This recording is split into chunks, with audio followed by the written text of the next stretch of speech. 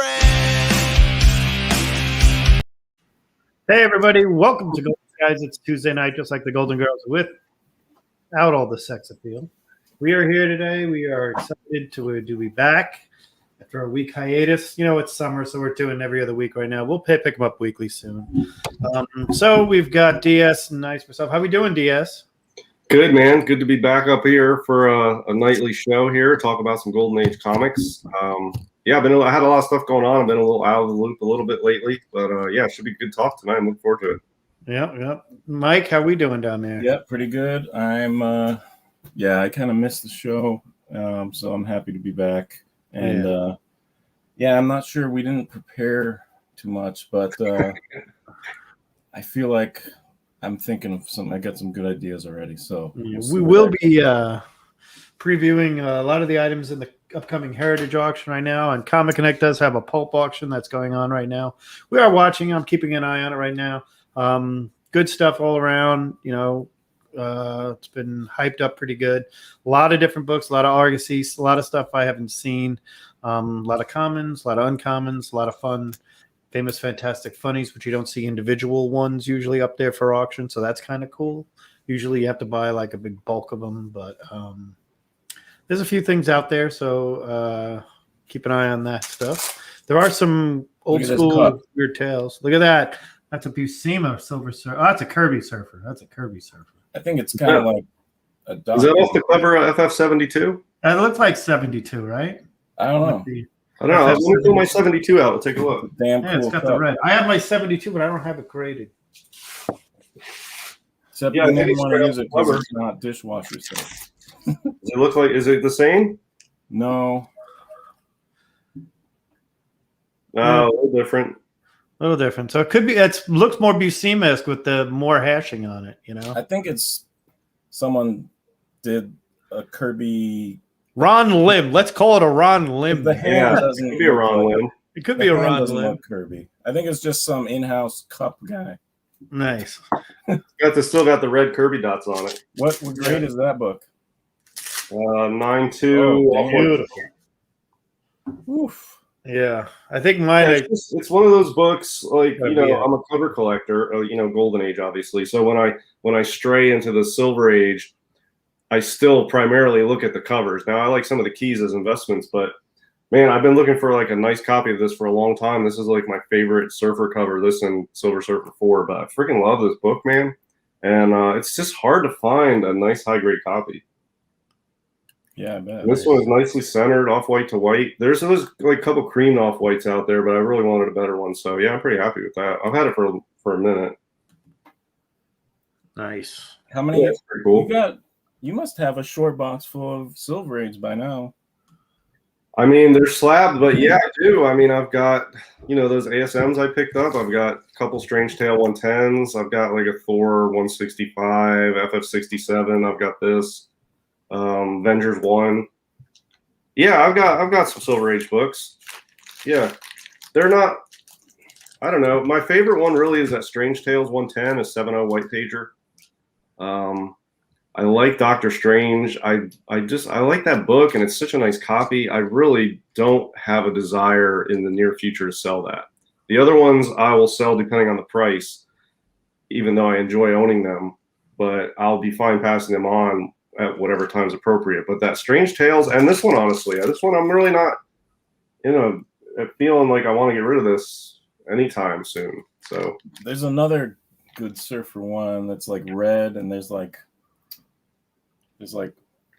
panels. The floating heads? Or something on like each side. There's like it has the floating heads. That's probably FF75. Yeah, I like that one. I think it's FF75. Yeah, that one's one of my favorites too. Actually, that one and the one I just showed are the two I sort of want just as cover buys. But now, because of my OCD, I sort of want a 9.2 off white to white on that 75. And we can talk about that a little bit, the OCD thing, because I think I was listening to like psychology podcast or something, and they were talking about how if I've got the collector gene. I've got a nice cop copy. Yeah, that's a good one. if you got the collector gene in you, you also have some OCD. Oh, absolutely. I consider. I mean, anything we do, I think we go over the top, is to say the least. You know, whether it be I'm looking at a man with how many different toys between 1968 and 1975 behind him. I've got way too much that I can even count. I mean, I've got a ton of comics and everything. There's else. something about it when you start collecting something that maybe you're into, maybe not. It's kind of a new thing. And you're like, oh, I'll pick one or two. Sometimes things can build this momentum. Like, yeah. It's weird because some things just look or feel cooler once there's a lot of them. I don't know why. Yeah. Well, my experience is when I pick up something new, I all of a sudden get this urge to go nuts on it and do it like all out. And then I'm like, no, I can't do all these things all out. I'm doing comics all out. And then I don't know, I feel like if I can't do it all out, I'm not going to do it at all. It was just sort of like my collecting with comics because, you know, I have a very minimal collection and I don't buy like low grade is better than no grade. I mean, there's exceptions. I'll buy like a really low grade of something super rare if it comes around. But, you know, I'll pass up on awesome books that I love if they're restored or if they're low grade. I think I can do better. I don't know. You pass up on a lot of stuff. It's like all or none philosophy for me. And that's like, I want all my books slabbed in my PC. So I have slabs. And then I don't want more than 100. Why 100? I don't know. That sounds like a good number to be like a minimalist. I figure 100 fits my minimalist philosophy. So it's like I have very rigid sort of rules that are arbitrary, that are dominated by like my OCD collector mindset. And linear grades too. We all like linear grades. What's the point of that? I mean, it doesn't do anything special, but it's cool to see. Sometimes you get linear grades by accident. I didn't mean to have as many 5.5s like I've had, but it certainly adds to the conversation when I get back at another 5.5, whenever they get back. I actually was laughing when you mentioned the linear aspect, and then you actually brought up the fact of, and then Mike brought up the compulsive. I actually talked to somebody who specifically wants a 9.0 of the following books. Now, I am the same way with the Wrights and Swamp Things. I want to have the highest grade individual single sign, 1 through 10. I have 3 of the 10, which people are, I only have 3, but there's only 10. So I'm going for it, but it's ridiculous because the people that I have like 2 people like, oh, it's a 9.6. I'm like, oh, it's good. Yeah, it doesn't match. But there is a 9.8. There is a 9.8. It doesn't have to be a 9.8. It just has to be the highest of where, because I have like number 3, I've got the 9.6. I've got the 9.8 number 10, and the number 8 I have the 9.8 as well. So I'm like, it doesn't have to be a 9.8, but it just can't be a 9.6 if there is a signature series 9.8. Yeah, it makes sense. I mean, I have like my Mask 1 is a 2.5. You know, that's a big enough book. It's a rare sort of big book. I don't necessarily, I would love to have a 2.5 for a Mask 2, which I don't have a Mask 2. But, you know, if I can't get the 2.5, I'll make an exception for that and get like a 2.0 or a 3.0. But I want a 1.8, and I don't need a 3.5. Like, that's too high. I need something close. I don't know, just to match those 2 up. It's perfect. You know, I have a friend who collects, he does Silver Age and Moderns and Bronze and stuff, and he likes 5.0s, and then he likes 7.5s, and then he likes 9.0s, and then 9.8s. He won't buy a 9.2. He won't buy an 8.0. He needs a 7.5, or it'll be a 9, or a 9.8, or a 5.0. He like the increments. So everybody in this, it's a common thing. Yeah. I can't do it though. I can't do it because I think their gradings sometimes BS. Yeah, you're right. So like their 9.8 might not. I mean, because that would bother me more if I had a 9.6 or something. Okay, and then I had another 9.8. I wish they were both 9.8s, but if I have a 9.8 and another 9.8, but that 9.8 is clearly not a 9.8, then that really Yeah, bugs but me. look, and I'm not saying this is the way it should be or this is right or there's really any substantive validity behind it, but the labels on slabs make a big difference in the hobby. Like if it says 9.8, then that's good enough to match up with another 9.8 just because of the label. Like if the restored labels weren't purple, people will be like, oh, okay, yeah, maybe I will get one because the label's blue and not purple. Like, does that even matter? Like the book is what it is, but yeah, I mean the labels make a big difference in the hobby. The holders too. People like there's certain people don't buy pulps because they're not slabbed yet. There's people who don't buy magazines because they don't like the magazine holders. It's just the little stuff around the edges of the stuff of the hobby and the books makes a big difference to us. And even though it doesn't make a lot of sense, And we Don't haven't let even that bother mentioned you, page though. quality because Yeah. there Gotta are. get the I mean, book I have first. talked to people about page quality, and like I have a CBCS white page Avengers 1. It's a 4.5 or 5.0 or whatever, not a 5.5. But it's a great book. It's beautiful. I mean, don't get me wrong. It's Avengers 1. It's a great book. It's a hot book. And he's like, man, I want a white pager in that book. I says, Yeah. they're there. They're out there. And he's like, yeah, but it's really hard to find. I'm like, well, yeah, it's the 60s and it's Marvel pre-64. So I get it, you know. And then he's like, what's the deal with cream to off-white? I'm like, and I just laughed because I'm like, you know, that's one of those I really hate getting back. It's so funny because it doesn't bother me if it says off-white pages. Yeah. And for some reason, cream to off-white, I just give them like, and it means nothing on some golden age books that we collect for the cover only or something, you know.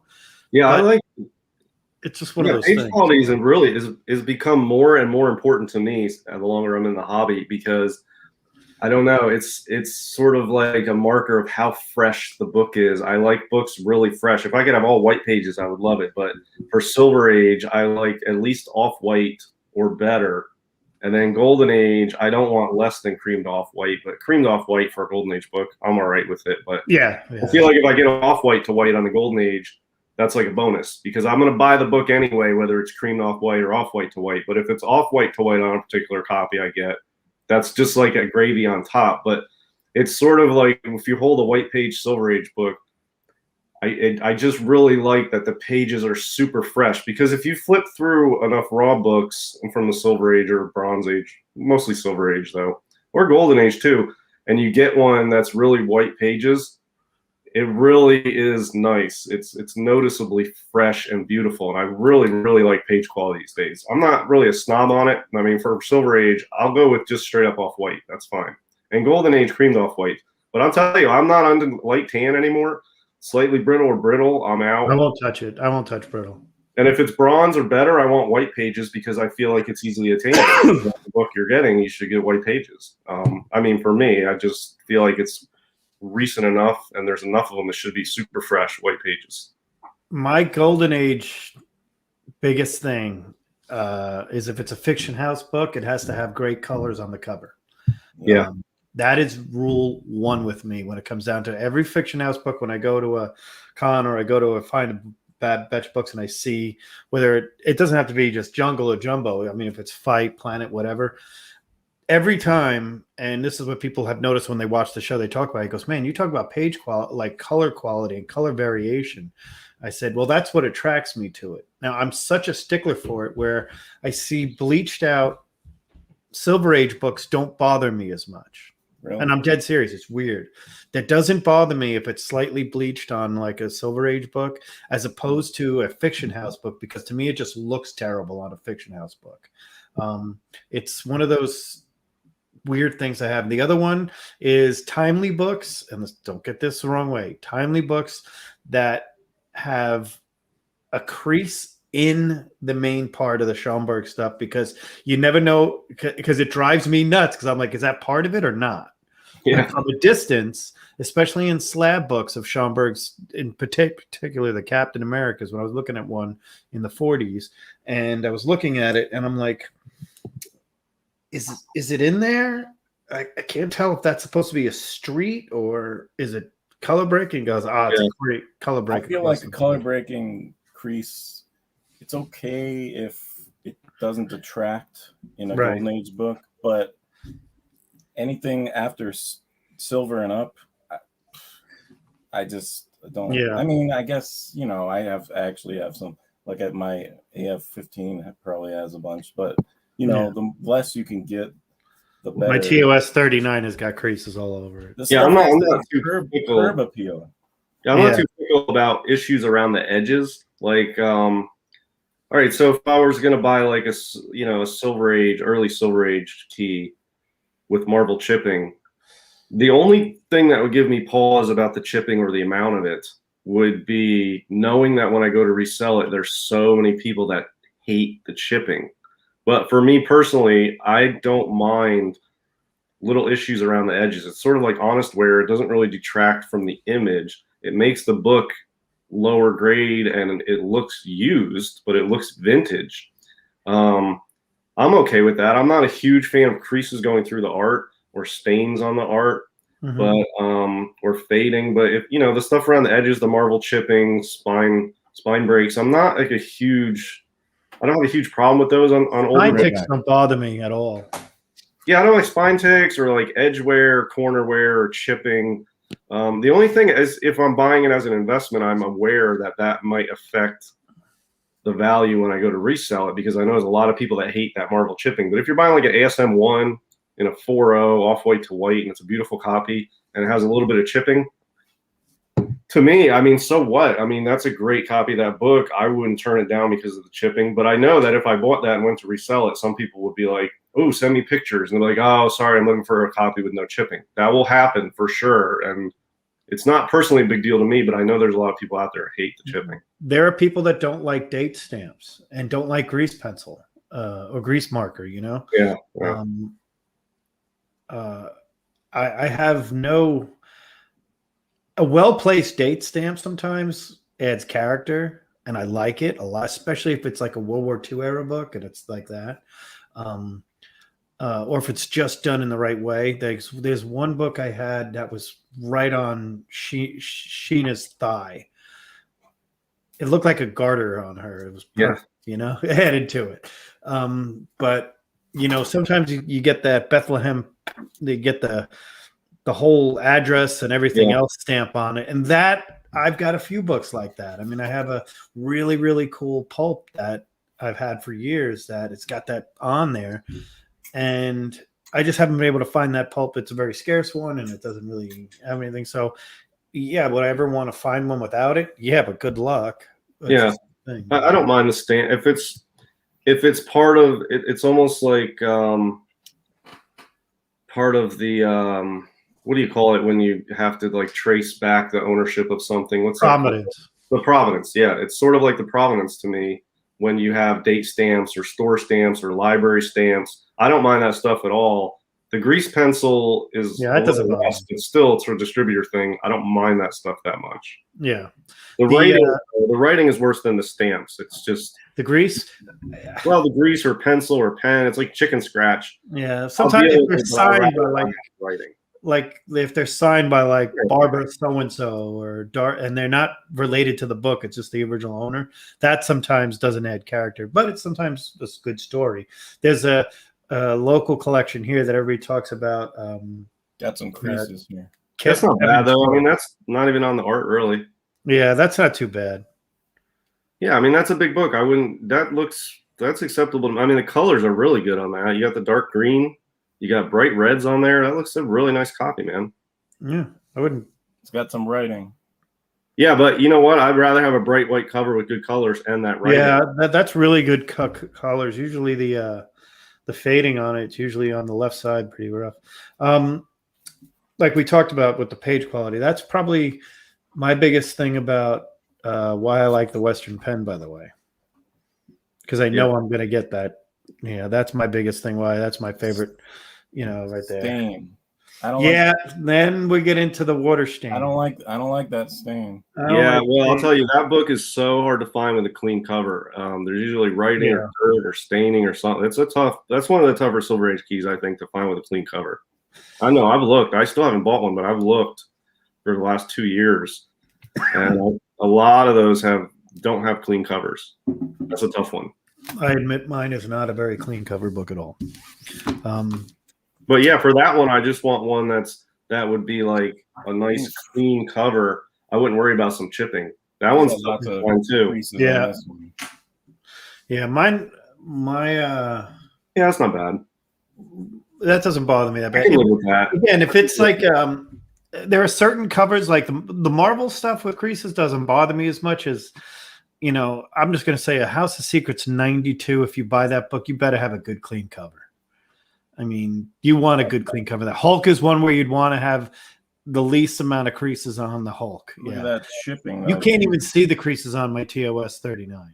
Yeah, that's there. great, but I feel like if it's a nicely that's otherwise a nicely presenting copy, for me personally, I'd be fine with it. But I know when you go to probably won't matter as much as a Hulk one as maybe something else, because that's pretty rare Silver Age key. But yeah, it's a beautiful copy, man. That chipping would not turn me away from that book. But yeah, if you can find one without chipping, even better. But I wouldn't pass up a good deal on one that had minor chipping. What is this called? Pieces Missing right here. See, mine has that. Mine has that too. Let me see your 10-cent mark. Does yours have your 12-cent mark? Sorry, you got the quotes on there too. Yeah, mine's missing part of the. It's a bad wrap. I don't have a good wrap on mine. Pretty good. Yeah, it's real good. And your coloring is a lot better than mine. Mine looks dirty. With Iron Man is. It's just neat. Nice. I was going to send mine to Mike at Hero Restoration to have it cleaned, and of course, the best one is the cheap one. Yeah, I'll buy that off you if you want to move it, because that's a book I like, and I think it's. I've been looking for a copy. Ant-Man. Well, if I get rid of it, I'll definitely hit you up first. Yeah, I feel like a VG range would be nice to own of that. Nice. I like that better than the TTA 27. It's I really like TTA 27. more of an Ant-Man than the TTA 27. Yeah, TTA 27 is Hank Pym, not really Ant-Man. This has it's like a pre-hero monster story. It's not really a superhero. And it's only 6 pages of the whole book. This has like a line. And someone circled that. Yeah. How's the chipping on that? Yeah, it's not good. Oh, yeah, that's got a bit. But otherwise, yeah, that's a good looking copy. It's pretty good. Yeah. I think there are certain books I think it was a 3.5. There was a I guess I had a First Sandman number 4 that had I sold it, but there was a crease directly, like a subscription crease that folded right in between the panels where the four things were, and it wasn't as bad until you open the book and the interior, like when you open the book, you would really peel over it. You'd have to hold it up to get it up. So that was it. There's some creases. Yeah, that's a bronze book, so I'd be less forgiving on those books. And I feel like the red is maybe not as nice as it could be. Not bad. Well, the reds on those books, though, there's a variation from orange to bright red, and it's not fading really. It's just the concentration of the ink and the different mixes of the ink when they did print runs, I think. So it's most prevalent on that first appearance of Cable. There's orange copies and there's red copies. It's not faded. It's just the ink on the print runs. And I think Hulk 181 is like that too. I think the early in the print run, it's really thick, deep red. And later in the print run, it's not as bright. Right there. It's a crease. Wow, that's not very noticeable though. But that's good colors. I like the colors. That's good. Yeah. Yeah, for square bounds, I like square spines. That's like the biggest thing for me. I don't like the words rolled up on the front. Yeah, I had my number Marvel 2. chipping. Yeah. Oh, the 94. Marvel chipping. Dude, that book is insane right now, even still. That book it went up like 5 times in value over the course of like a week. And it's since retreated slightly, but man, that book went from like just Again? I mean, dude, like 8 O's were like $500, and then they went up to $3,000 in a week, and they're still up there. And that book's pretty common. Yeah, it's a big book. I don't know, man. I tried to pick up a few of those, and I couldn't really find one that I could get. They were going like wildfire, and then the price just jumped. Bad corner there. Yeah. 129 is always good. Bad corner. Yeah, the wrap is good though. You got Spider-Man on there without being rolled over onto the back, and there's not an overwrap either. Oh, does that happen a lot? Well, Yeah. the Spider-Man up on It's a the 1973 book. yeah under the 20-cent price. Yeah. Sometimes his foot will be rolled over, Oh, or you'll have You an look at his overwrap full- and underwrap. you won't have like his glove will, or the white part of his pose will come all the way over. Plus, You won't sometimes see it's the back cut foot. slanted, or it's offset when it's Yeah. cut, and centering's pretty important on those bronze books for me. Yeah, centering's a good point. I mean, really, look, this is what I'm saying. Like, as a Golden Age cover collector, I laugh when I see people collecting keys and they don't realize that they still think the cover is so important. It's like not talked about among Silver Age keys or Bronze Age keys, but the cover is still massively important. It's just not talked about as much as Golden Age books. Right. But I'm telling you, man, if you find a beautifully wrapped, centered bronze key, it's a thing of beauty, and it's really worth it to get one that has a great looking cover. Because really, for the most part, we're not cracking open our ASM 129s to read them. They're just think even they're in bronze. slabs, mylars, whatever. So you want a beautiful looking cover. even bronze though, like, because I mean, I'm a case study, right? I'm not really a bronze collector, but every now and then I'll just be looking around, and then I'll see a book, or maybe someone shows a cool book, and I'll be like, that cover is amazing, and then I'll go buy one. Yeah. Mhm. And like, I think I did that recently. Well, that's why people don't like Strange Tales 110 or Avengers Annual 10. The cover sucks. Well, I mean, it's still the same key. When people don't like coverless books, Oh, they're- Annual 10, the Rogue, right? yeah. Yeah. I was thinking for a minute, I'm like, what is? Yeah, there's teachers. I mean, The cover is the most important part of any comic book from Absolutely. any era. That's my story, and I'm sticking to it. yeah, that's it. I mean, yeah. Cover trumps all, and then there's other aspects that are also cool, but cover is trumps all. I mean, look at people buying ASM 1, they don't want shipping. I mean, do you want an ASM 1 or not? Like, it's interior is important, but you don't want shipping. That's what I'm saying. Like, they'll pass up an ASM 1 because the cover has shipping. Cover trumps all in every era. That's what I'm saying. So It's not talked about except for Golden Age. We totally accept it. yeah. Well, we do. We accept a lot more. I was actually gonna show the heritage stuff that's coming up. Give me a minute here. Yeah, here's one I bought recently just because I thought it was a cool cover. Oh yeah, is this Sienkiewicz? What? Yeah. Yeah. Bill Sienkiewicz, yeah. Yeah, there's a lot of good covers in that run. Oh, they are that. I think it was. They're so hard to find in really high grade. Some of them. Yeah, they really are. And like, I feel like if you're 9.8. if you're going on eBay, you kind of should get it a grade, like go for a graded one, because I feel like most of the time people will just say how great it is, and if it was really that great, they wouldn't have submitted it. Nice. That's yeah, awesome. I picked this up. That's awesome. I think I've always liked this cover. It's just such a cool cover. It's just purely cover by, obviously. I don't know how much it's worth. Whatever. It's a PC book. I just like it. But what is that? It's a Madball. Madballs. But I mean, What is it? I mean, it's a book from like 2016. Oh, okay. Yeah, it's 'Cause I Madball 1.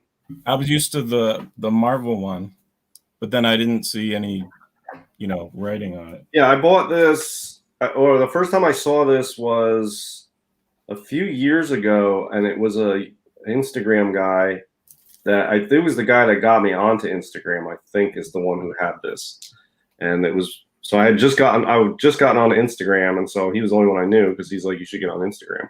And I look at his account, I think he had one of these. And I just thought it was so cool. And it's been in the back of my mind for like 3 or 4 years. And I saw one, so I picked it up. These cities are kind of close. The rendering on there is pretty similar. Is that first print Turtles? No, it's a third. It's the best I could do. So far. And it's got some nasty ass. Oh yeah. But it's like $50. Yeah, that's good for $50. I mean, shit. I've never owned one of those. I'll take it. Because even the third is kind of tough to come by. I mean, it's not like they're just sitting all over the place. Biggest book of the 80s right there. Yeah. So Heritage has an auction. Can I show a couple of pickups? Oh yeah. Let me Just put you on the big screen. international. Yeah. All right. You're on. I'm coming. Yeah, talking about OCD, I bet you there's the same amount of distance between each figure back there. Look at that. The funny thing is, they all pose the same, but I think they're made that way. They, yeah, I don't know. We'll see how long my room lasts before it reverts to the like junk shop. You know. I'm getting ready to start building this room out. All right, so let's see. I gotta figure out the one I want to show here. So I'm crawling down. I thought I had one with the. There it is. All right, so these are cool. These are called Kashi Hans. They're about from the 50s, early 60s maybe, but they're sizable mangas like that. And I probably talked about them before. Kashi Han, $1.50. But that means they're rental books. And I've been learning some more about that. And it was really interesting. Like you, as a manga artist back then, before the weeklies and monthlies got super, super, super huge, a big job would be you'd write for the Kashihans, and then they would sell. The only place you can buy those books were at the like Kashihan store.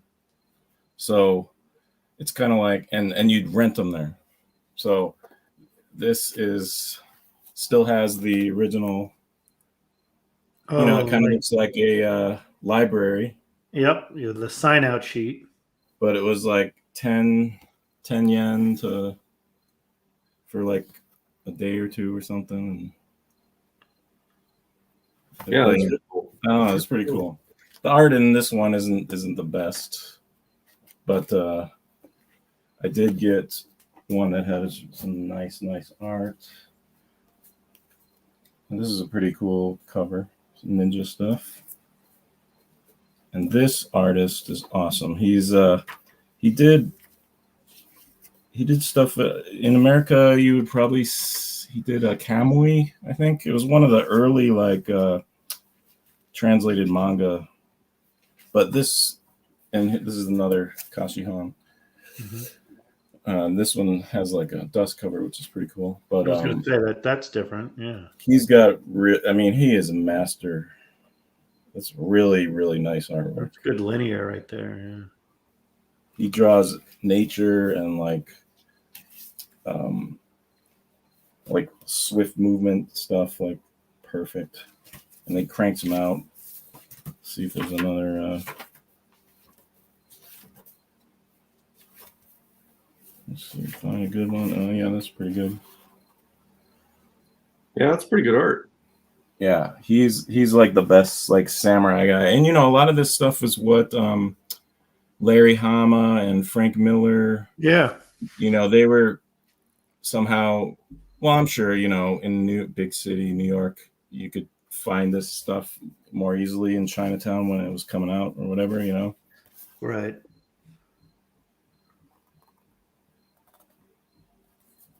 But you could totally see the influence.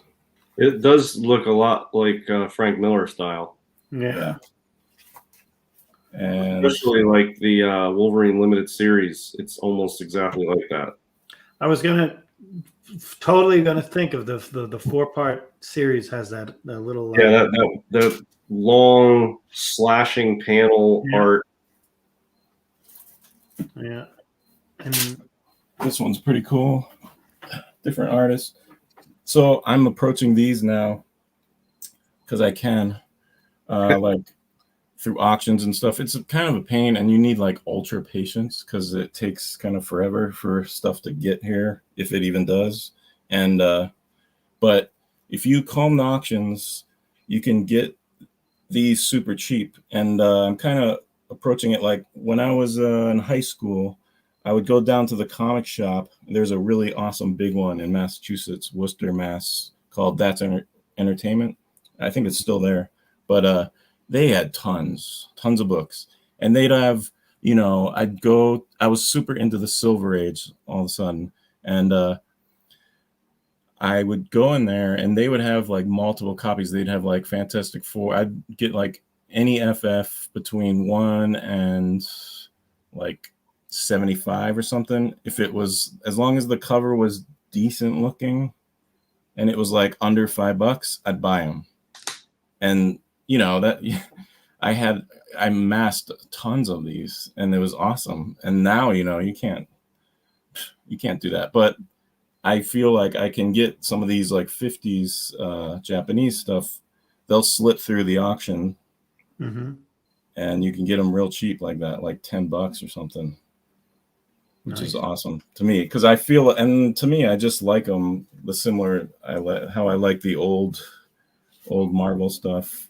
Yep. And I'd even buy a Golden Age comic here and there when I was young like that, if it looked cool enough and it was cheap enough. And that was really fun. But I feel like because maybe there's not stuff graded there, it can, it can slip through. Right. But anyway, yeah, that's pretty much it.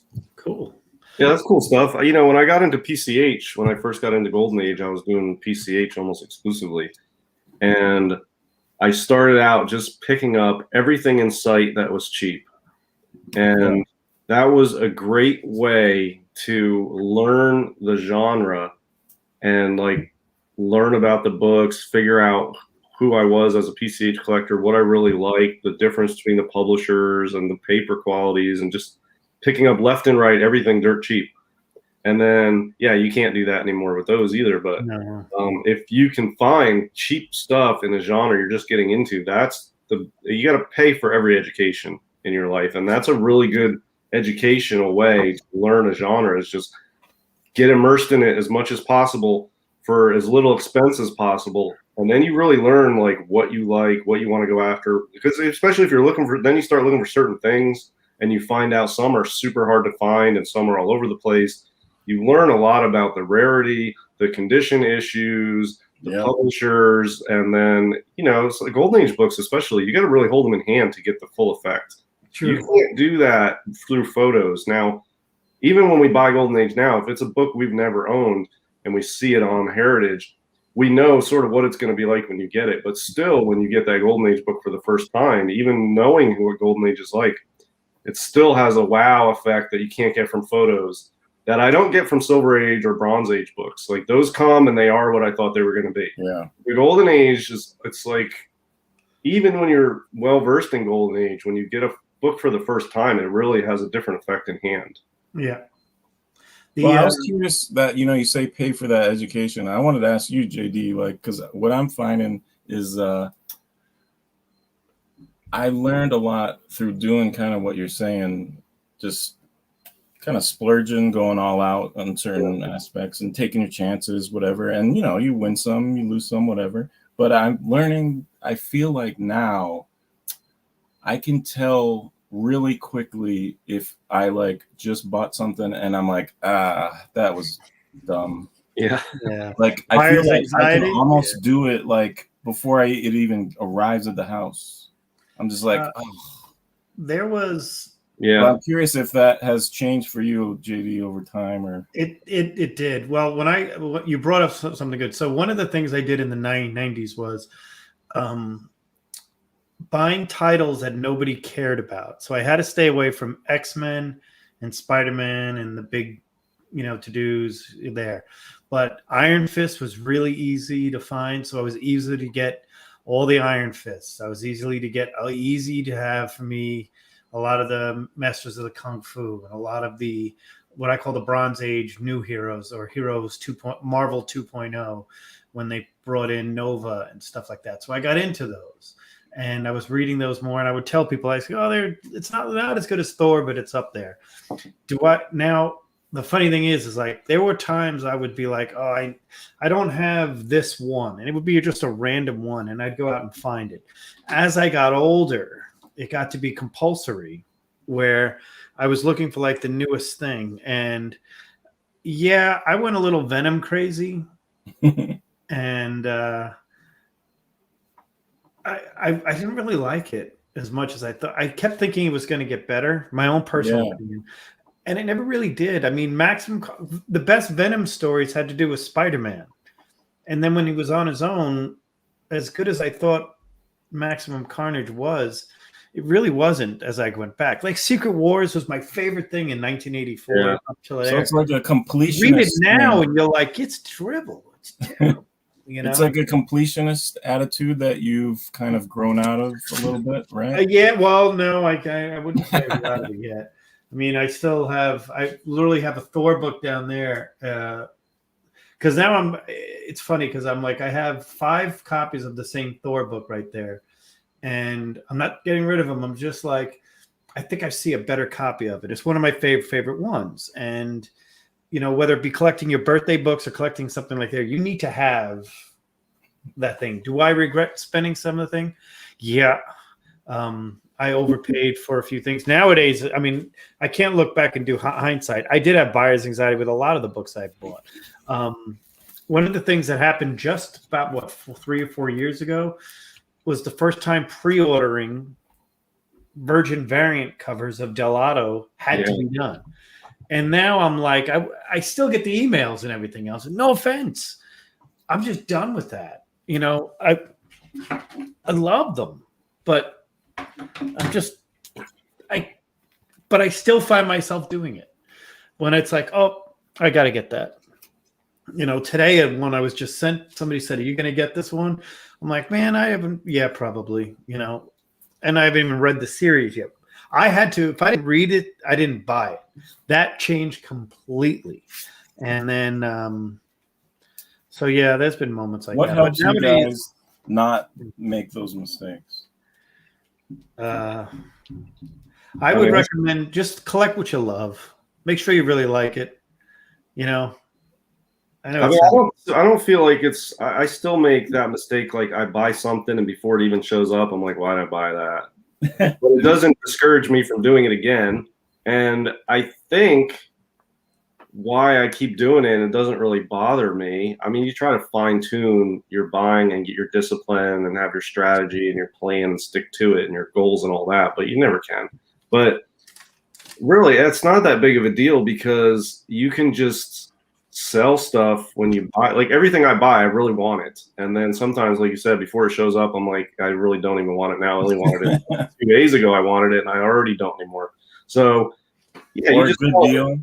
You just sell it. I feel like I pass up on deal. Every time I pass up on a good deal, I'm just like, it kind of hurts to pass it up. Yeah, I mean, I pull the trigger quick. If I think it's a good deal, I'll just pull the trigger. It's like buy it now and figure it out later. But I'll tell you, the most enjoyable thing is making that impulse trigger buy, and you think it's good. You don't want to waste around and regret missing it, so you just get it. And then when it shows up, you're like, oh yeah, this is a good buy. And then every time you walk into your comic room, you take a look at it again, and a few days, weeks go by, and you're like, man, I freaking love this book. This was awesome purchase. So that makes all the other ones worth it. The Flame 6 that I bought recently? Yeah, that was a super cool book. I already knew I would like it, but I pulled the trigger on it. I didn't really worry about the price. It felt right. But man, that book has grown on me since I've had it over the last 3 or 4 weeks. I freaking love that book. And every time I look at it now, I look at it almost every day and I think to myself, man, I'm so glad I picked this book up. and that makes it worth it. Some other books I pick up and I'm like, nah, why the hell did I pick this up? And then you just sell it. It's not that big of a deal. I would rather pull the trigger and get the stuff and then figure out later what to keep and what not, because that's better than regretting not getting it in the first place. I'd rather just pull the triggers, get the stuff, and then you can sort through it. It's always better to sort through what you're going to keep and what you're going to get rid of than to sit and think, why didn't I grab that book? Yeah, but then you might have used the money that you might need the next day. Yeah, I know, but my philosophy on that is, look, there's a never-ending supply of kick-ass books on the market, and it's just getting more and more. I'm not limited by the number of books I can find. I'm limited by my budget, and it's not like if I only had another couple thousand, I'll be in the same predicament. There's a million books I can't afford. There's going to be 999,999 I can't afford if I just saved a little extra money. It's not that big. There's so many books. It's whatever. I mean, how big of a budget do you have to be to make a dent in the amount of books out there? Like, you can't do it. So even if I had 10 times my budget on a rolling basis, I would be just as frustrated. There would be just as many books I couldn't afford to get. That's how I feel about it. Good point. So do you guys want to go over this heritage auction? Because this. Let me show one more thing. Can you make it? Sure. I forgot about this. Go ahead. This was something I was after for years, and I finally got one. It's pretty beat up, but I'm super happy I finally got one. I wasn't sure it existed. I always loved the art from this one game, and I knew they made some posters, but I found out that they made this came with when you bought the game for your arcade in Japan. You also got this poster, so this was from the arcade. So they're very hard to come by because this is from early 90s. Yeah, 94. Yeah, probably all that. But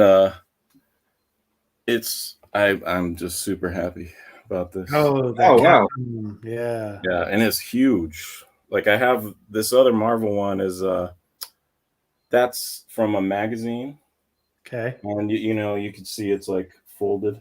Yep. These were rolled up and shipped in this big box where the arcade board is in and all this. And I mean, I love that art. It's like you got the Sentinel head there. And to me, this is like my top. It's like, because I love American comics, number one.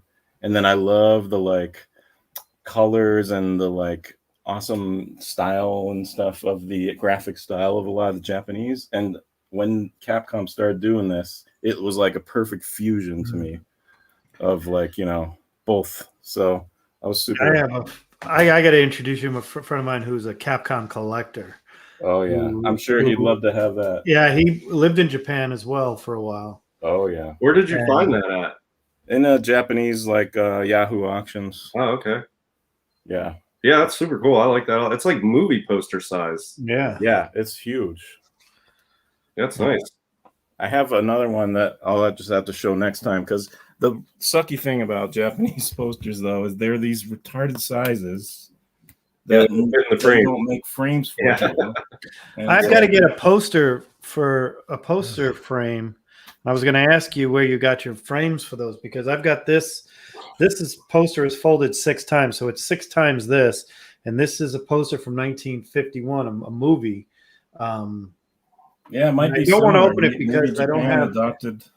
Yeah, I mean, it's got such bright colors and everything on it, and it's got some tears on it, but not tears. But I don't want it to don't want to open it because it opens. What are they on the? What is it when they don't use inches? Metric system. Yeah. Yeah, they're on that, which makes things worse. Yeah, I've got to figure out how to get. Well, I mean, I bought a Tron poster, just an American version from Heritage years back. Oh yeah, you said that was a little big too, right? It was a little big. I actually trimmed part of it so it would fit in the frame at Walmart. That's cool. Elephant Stampede. Yeah, that's big. I know a lot of people get custom frames made. You just gotta go to. I just gotta go to Hobby Lobby or Michael's and check one that big. Whatever's on sale this week. cheapest I could find online was like $130. Yeah, that's And I'm just like, I paid it. I'd rather buy more Yeah. collectibles. Yeah. All right, cool. Well, let me bring up the Heritage auction. Yeah. It's 10. I would be all over posters if I had more space, honestly, because I don't want to just keep them rolled up or folded up. I want to Well, hang them up, dude, and I don't you know have. what I want to We're do. hanging this in the living room. You know what I was thinking of doing was, and I looked into it, but then I was like, no, I'd rather spend the money on buying some cool thing. But remember, and I think they still have them at Walmart or something, but the like poster section. There's Yeah. like, and you turn the. Oh, that was Oh, yeah, that yeah. was about Sam Goody back. That'd be in the awesome, day, right? You know, Yeah, that would be cool. That you go to wouldn't a take Sam up that Goody much in the room. mall, and you looked at the, first you had your band posters, so you get your, I'm gonna play, get and one then of all of those a sudden you'd get the cool one, and you're like, oh, look at this! This is the coolest Terminator. That is a great poster idea. ever. Yeah, and you That's can like a spinner rack for Yeah. posters. totally. Yeah. Oh yeah. Let's get that done. Find an And you old can- Sam Goody. You could put other stuff in there too. You know. Yeah, I still won't have space for the spinner rack until I move anyway, but whatever. Speaking of spinner rack, if you were around in 19, so the first book I that's wonder when the first spinner rack was. Actually, that's a good question. yeah, we're probably definitely off because these were probably hung by the clothesline in front. But I've seen the highlight, some old, displays, but they're usually the kind that are flat, like tiered. There's like space for 2 books. Well, you can find spinner racks, but I don't know if they're selling for this, but spinner racks have gotten quite popular over the last couple of years. they are. People now are listing them for thousands of dollars. Yeah. And I feel like a spinner rack's not worth that much. They used to be Unless it's got $125 at every some- Yeah, I shop. mean, unless it's got like graphics or something from like the 1940s. There are stuff. some old ones. Well, they're not spinners. That's what I'm curious when the real first spinner happened. But there's some older ones where it's just a display, like a comic display, and it's like it's flat. There's only 2.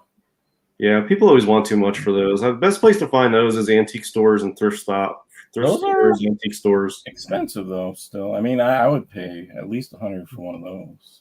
Okay. So Batman 1 in a 6.5. Gentlemen, does it break $1 million? Is that white pages or off white? Off-white. Does it break $1 million? This book. No, I don't think so because it's I don't know. There's a lot of Batman ones, and I don't think that grade is so spectacular that it breaks $1 million. But it'll be close. I mean, it'll be up there, but I don't see that breaking $1 million. But I mean, it wouldn't surprise me if it did, but I don't think it will. I mean, there's a lot of Batman ones that's 6.5. Yeah, I mean, for us, that's massively baller copy. But if you're looking for high grade copy, I don't feel like this is it. See, that's what I'm talking about. Yeah, that's pretty cool. Nice. I found that a few years ago at a kind of a swap meet thing, and he was putting comics in it to sell, and I'm like, let me buy that rack over here. He's like, and I'm like, come on, I'll give you $125. I'm going to go back right to now. the guy who's got one. And he was like, all right. Yeah. But usually a lot of people don't want to sell them. Yep. The next one. All right. So I'm gonna put the over under on this at $100,000 a point at $650,000. Over under. I don't know. was 650. Man, that's tough. I would say, Over under. man, that's like right on, man. I didn't. I mean, that's the point of being a. Yeah, book I know. reviewer. I don't know. I feel like 650 We could know be. what we're doing. That's so. close, man. I would say Yeah. over. I think this market will go over on that. Yeah. I could give it an over. I'm going to take the over. Knights Well, is there any 9.4 sold Examples for of- $3 million. 9.4? I mean, there's a 2.0 out there right now for like 175. I think 4.0s are like 250 to 3 at this point. I'm saying this if it's not the ideal grade, it's not higher than an 8, so it's not there. until at what price does a Batman one break It's a a tough million? one, I think man. a 7.5 to an 8.0. Once you hit that VF level, maybe breaks a million. This, I would take that 650. I'd say probably I'm gonna say over, but not by much. I feel like this is the shitty situation when you're the seller, because you get the people who are like, I can't afford that. No way, I'm not even looking at it. And then you there's get, only 2 people who can afford it. and then a lot of the high rollers are like, I'll just, for 100K more, I'll just get a better copy. Well, we don't know if you can. That's the thing. So, Well, oh, really? Are there not more? There are a lot, but there aren't that. I mean, it's Batman one. I mean, that's still a premier copy. I wouldn't. Yeah, I I'll would say this, under. under. Okay, 6.5. 2.0. I'm gonna say. Well, we still talked about one is being. I can't see what the. Let me bring it up so I can see it here. I mean, I think like 150 to 175. It has some writing underneath it. I can't figure out. This is 2.0 white pages. Yeah, it's a beautiful looking copy Yeah. too. This is nice. to me. This is the nicest looking 2.0. What's But the back look like? Tape. Why the on- hell would you buy that 6.5 when you could buy this and then get a Cap 1 too? You can get this. Honestly, this is over under on this 200. What's the back look like? Over. The back photo there. Stay over. Yes, there is. Sorry, I'll move it up. I'm sorry. I don't have my mouse connected, so I'm using the pad on a new computer. I mean, If I'm you a fan. want to pay 200, then you're willing to. Might as well go 250 so you get it, because it's such a nice copy. I'll tell you, that must have like a wicked spine split or something because It does have some info on it. I'm trying to read what it says. It says 2.0 white pages, but there's something on. It says something on here that I can't read. I'll have to zoom in. I think it says tape underneath here. Looks good for me. Tape on interior cover. Yeah. So it's 2.0. This looks really good. I'm going to say 200,000 over under on this one. I'm going to take the over. I'd say under. Under. Okay. Good call. All right, let's go back to where we were. I mean, yeah, it's a People beautiful could afford 200, but they can't afford 250. Come on. All right. Next. Well, that's the problem when we're bidding, right? Because when your max is 3,000 and then somebody outbids you and you go 31 and then they outbid you and you're like, how far do you keep going? It's just a little more every time. Speaking of Cap 1, 4.0 off-white pages. Looks Wow, that's a nice copy. really looking. Again, these are really, really good looking Yeah. covers for this braid. And now there is something there, one page. I can't read that. What does that say? Does that? Maybe they'll do it in the description. Yeah, it should say in the description. Captain America wants how many off-white pages?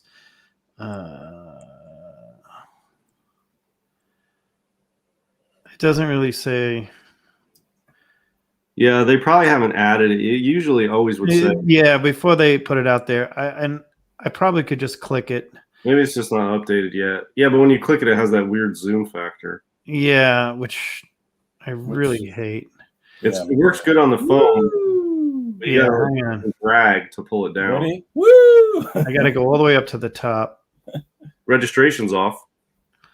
Yeah, that's true. Yeah. Not by much, but And it says piece of tape, one piece of tape on cover and interior. That's yeah, it. that's not bad. All right. Fit to screen, and let's get it out. That's 100 all day. Okay. We'll do over under 100. I was gonna say 150, to be honest. Yeah, it's over 100 probably, but Yeah. I mean, it's 100 grand all day on that book. Okay. I don't know. Look, the Cap ones are weird. I don't know if people have noticed over the All last right, but couple wait. years. What There's- would you rather have? It's very volatile. I And think what this do could you be think, 200,000 right now. I think between the 2.0 Batman and this 4.0 Cap 1, if you're going to spend 400 grand, go for it. Right. Well, that's what I'm saying. What would you rather have? Those two books or the Batman 6.5? If I'm in the position where I can afford the 6.5 and I can afford the other two, I'd buy all three. But Well, I would sure, but I would buy the I personally think that this 4.0 cap and this 2.0, but there are some people who don't want tape on anything. So you have to understand. There's Man. also people. I don't feel like if you did a Venn diagram of people who want a Batman 1 and people who want a Cap 1, there's going to be some overlap, yeah, but there's going to be a lot of non-overlap where you're going to have people want the Batman 1, they don't care about the Cap 1.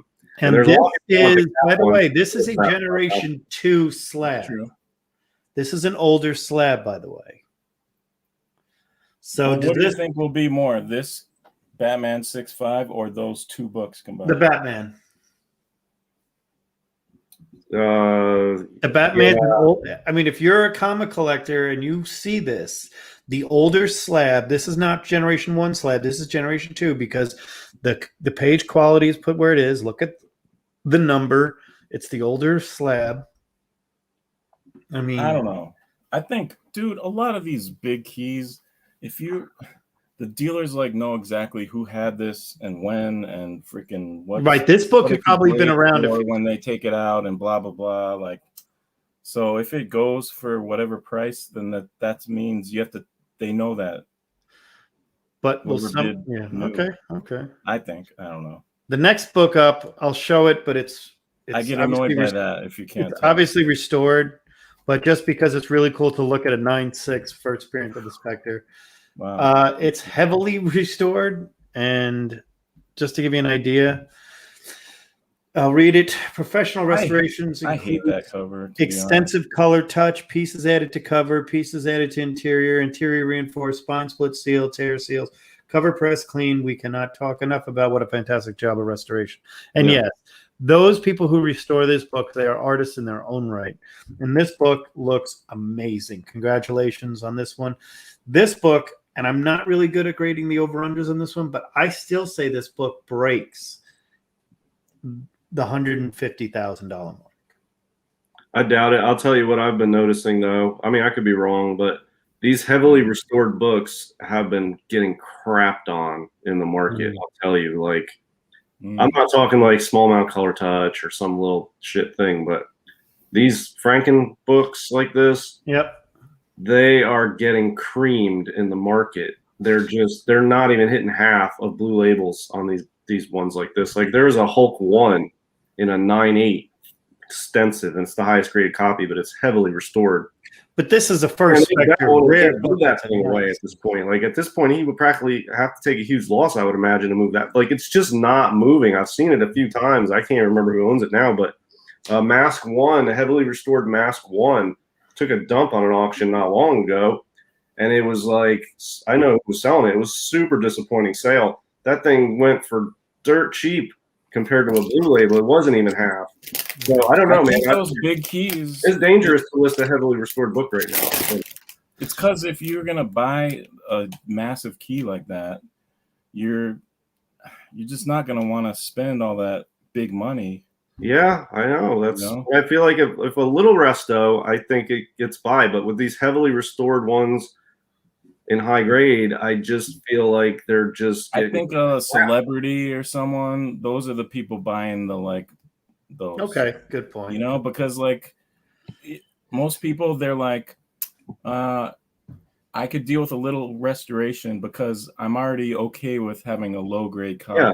Well, the low grade restored sell okay. The high grade restoreds, man, I'd be very scared of listing a high grade restored book right now because they just are not. I don't know. Maybe I'm wrong. Maybe somebody watching this will hit me up and tell me I'm full of it. But I know that every time there's a Hulk 1, I've seen a Mask 1, a couple Mask 1s restored are not doing well. There's some other heavily restored high grade stuff. They just don't seem to move as well at all. Like they really go low because, there's the entry level price on something like that is still so high that it covers a whole bunch of other cool stuff in high grade unrestored. So it's kind of, you're between a rock and a hard place with a high grade restored book. You can't get a high grade price. And if you're going to get restored, you don't need to spend that much on one. I don't know. Then again, it's in a no man's land of selling that book. I've seen I know there's been some AF-15s that are like super high and restored, and they sold for some massive amounts. Yeah, I mean, the high grade market is very volatile. Like the Cap 1 I was saying over the last couple of years, we saw a 2.0 go for like 75 grand right after a 5.0 went for 75 grand. And they were like back to back within a couple months of each other, and a 2.0 and a 5.0 sold for almost the same price. There's a lot of volatility on these big books. And I don't know. I mean, depending on what you have in it, it takes balls of steel to list some of these books in an auction with no reserve and just buy. Dude, we got to be honest. A lot of the people with big money are friends with other people with big money, and it's not a big deal for one of them to ask one of their buddies to bid up on something if it's tanking. Yeah, I mean, that happens in all the auctions. Yeah, I don't know. Look, the thing to do is you just set your price. You value your books, you set your price, and then you go after it, and you either get it or you don't. And then if you get it, it was within your price, and if you don't, it wasn't. But going into an auction with the mindset of I will not be defeated, very dangerous, because you can prove a point and win a book and overpay, and then you're like screwed because then you can't get that back out of it, or you have to wait longer or something. Although, hey, I have to say, there's a bunch of books that I won where I had that attitude, and I'm still glad I did that. Yeah, I mean, it's not the worst thing in the world. That's good. But like you said, Mike, it takes away from money that you can spend on other stuff when you do that. Right. And, if it's super rare, it's less of a problem because, the time to get it when it's something rare is when you see it. You don't want to wait around. If it's super rare, you get it when you see it. Okay. And I think you have a lot more confidence in that approach I feel like I did when I knew I was following a book for a while and I couldn't find one. Yeah. Well, I feel it's a little more justifiable when you actually have been looking for something for a couple of years. I feel like the 3-year mark is the true period of time. If you follow one book for 3 years, you'll know. Yeah. Yeah, 3 years is good. You truly follow it, which I mean, like every week you're looking. Yeah. Because sometimes you won't find something for a whole year or almost 2 years, and then there'll be like 5 up at auction all at once. Well, sometimes people hold on to a book and they don't want to list it because they don't think it'll bring what they value it at. But then it's sort of like when one opens that door a little bit and goes up and goes crazy like Black Cat 50 did a few years ago. All of a sudden people are like, oh, all right, I see what's going on with this book. It actually, other people like it as much as me now. Yeah, maybe I will sell my copy. And then you see a flood of them coming on. That's sort of what I refer to as apparent rarity. There's books like Tech 168, Mask 1 and 2, Black Cat 50 that had apparent rarity. They just because you never saw them come up for auction. But then when one does and people realize the price is a bunch more, and then all of a sudden Mask 1 and Mask 2, they're not rare anymore. Well, they never were. Nobody ever listed them. They didn't think they could get what they wanted out of it, and now they realize they can, and now almost every auction has a Mask 1 or 2. What about that Marvel 4, the first Submariner, first appearance? Remember there was that kind of beat up one that went for like 20 something? Yeah, it was a 1.5. Did it have brittle pages maybe? Yeah, something like that. And then I feel like there was a couple after that, but I don't, and people were kind of like, we'll see. Well, Marvel 4 is tough though, man. I mean, you don't ever see those. Marvel Mystery 4 is a tough one to find. We have a book coming up we don't have a picture of, but I want to bring it to your attention in a minute. Coming up in this auction that I would be without a picture, we're going to guess where it's going to go. But this book, look at that. That's a freaking awesome. That's a 2.5, and I would say that's a good grade too. It's correct. Yeah, I mean, it's beat, but it's a Tech 31. Now in this book, Rusty Staple, I'm gonna throw out a number over under, and I'm just saying it because of its condition and where it is, and the rip at the bottom. I'm saying 45. Over under. You could go way over. I'm saying like 70. 70. Okay. 100. Yeah. Hard Okay. copy. I mean, the only reason I'm saying 45 is I've seen one. If you got that for 45, a 2.5 without any brittle or Well, something. there is notations on there, so there is tape notations. Yeah, but is it brittle and is the staple super insanely rusty? Staple is not super rusty, but it looks like there's rust staining or something. There's a Oh, little look at rust on the that. staples. Sorry about that. There's I a can lot zoom around in. that. There's a lot of. I mean, Bottom sorry. staple. It's kind of hard to see here. Tape on interior and cover and centerfold. Well, if you get And the if I graders look, notes, if you look you'll carefully see if down it here, has rusted. you've got I'd some get the kind of graders notes. and honestly, this to me looks water damage. Yeah, you should get the graders notes on this one. Yeah, if you buy it, again, it's Bob Kane. I'm not knocking it right It's there. lame. It's a beautiful It's book. lame that it's $20 or whatever for graded notes. But, Yeah. Yeah, but you gotta. It's a 2.5 creamed off white. I mean, it's I think 70.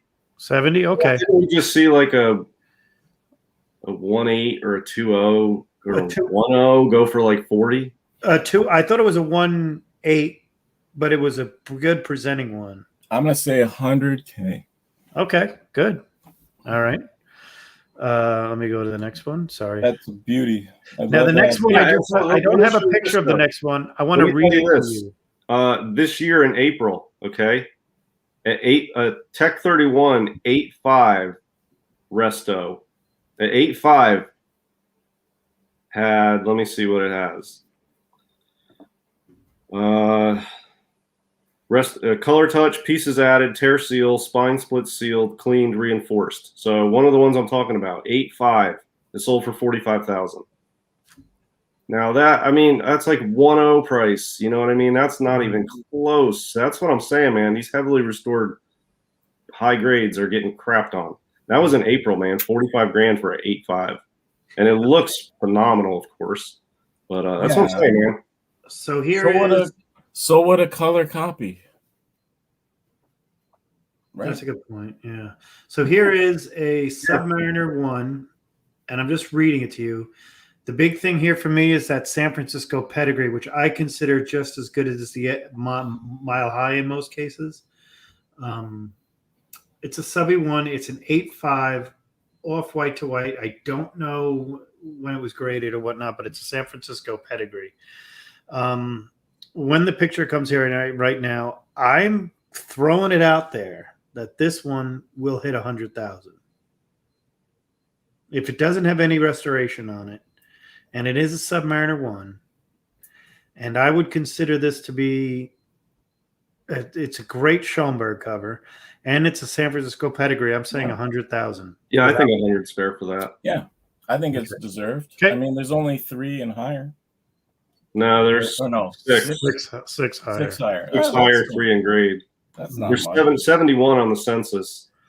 Okay, now our favorite book to argue about here. When we saw the 1.0 without a back page, so 0.5. what was it? A 0.5, right? 0.5 missing back cover. Missing back cover. And how much But does a that beautiful go for? presenting one. Don't get me wrong. Wait, Here's how a much was it? 20. 20. This is a 1.8 complete, it looks like, with some tape again. Yeah. But Hmm. I wouldn't have said 20 for this thing before that 0.5 went for 20. Now I'm going to say 30 for this. You know, I think it's tough. This is one of those books. It's tough. I mean, Page- experts will disagree on Page the value. quality? It's off white. Off-white. Okay. I will say 25, and people Okay. will tell me I'm crazy. But look, here's the thing. Yeah, a 0.5. I just said 30. I didn't go crazy. That 0.5 looked like an 8.5. Exactly. Yeah, I was missing the back I cover. said you'll never see a better It presenting. had good page quality. It was just the back cover was off. But from the front, the thing blows this away from a presentability standpoint. That Correct. 0.5, that's not your standard 0.5 price. That was a phenomenal Mhm. 0.5, and it's the best looking 0.5 I've ever seen. And then it was on this book. So this one is not nearly as good as that presentability. But yeah, the grade, it's complete, but the grade is not so much higher. I mean, it's a 1.8. So I mean, you know what I mean? It's almost the same sort of book. I feel like this is complete. It should bring a little more. So I'm going to say like 25. I really don't. I said 30 nights. It's not that much better than the 0.5, honestly. I mean, it's complete, yeah, but I mean, it doesn't look nearly as good. How much is a 9.8 Amazing Spider-Man 300 right now? Who knows? 7,000. 7,000. Yeah, but you know what? There was a 9.8 signature series newsstand signed by McFarlane that went for 20. Yeah, that's rare though. Well, last month. What about a The UF4 variant goes for over 20. Yeah. And What then about, this in 0.5 for 20. I mean, it's or that Marvel 4 for 20. I mean, no contest, dude. It's about 40, the or 20. FF48 in like 5? 5.0? Sure. 3. 3 or 4,000, 3,000 maybe. That's it. Yeah. In a That's 5.0. a lot of 48s, dude. I had a 7.0 and I sold it for like Well, 300. I'm not going to get into 300. Let's just move on. But I'm what's just your trying to- number on this? I'm just trying to, imagine if you had a bunch of those 300s. Yeah. I'm going to say 40. Okay. So you're We'll over see, me. right? Yeah, we'll see. Nothing surprises me anymore. So Because there definitely are people who just won't even touch a book with certain defects. So that same scramble that we saw for the 0.5 where everyone was like, oh my God, there's finally one for sale. Like that is going to happen again for a whole bunch of other people that just wouldn't even be a part of that other one. I'm also seeing, and this is my opinion, just from being in the hobby and watching the market, the missing the back cover issue is becoming more acceptable on big books, especially cover-oriented books, because as far as incomplete, that's the best type of incomplete you can have. And I actually look, I bought a coverless or a back cover missing book recently. I bought that Mystery Men with the missing the back cover. I would never normally do that, but I just sort of start to feel the same way as other people, like missing the back cover on a cover buy in the golden age. It's not a deal breaker like it used to be. And I mean, if you're not missing any of the interior, the back cover is really the least important part of the book. I feel like it's sort of gaining some traction as a defect that's people are willing to put up money for books missing back covers. Okay, nice. So this is a PEP 17 first appearance of the Hangman in a 9.6 white pages mile high copy. Jesus. Okay, yeah, right. Where do we start with this one? First of all, it's the highest graded PEP 17 by 2 points. So there's no 9.5, but there's only a 7.5. And this is so ridiculously 9.6 white pages. This is better than a book that comes off the shelf today. I'm first appearance of the Hangman, beautiful copy, literally the best copy you'll ever see.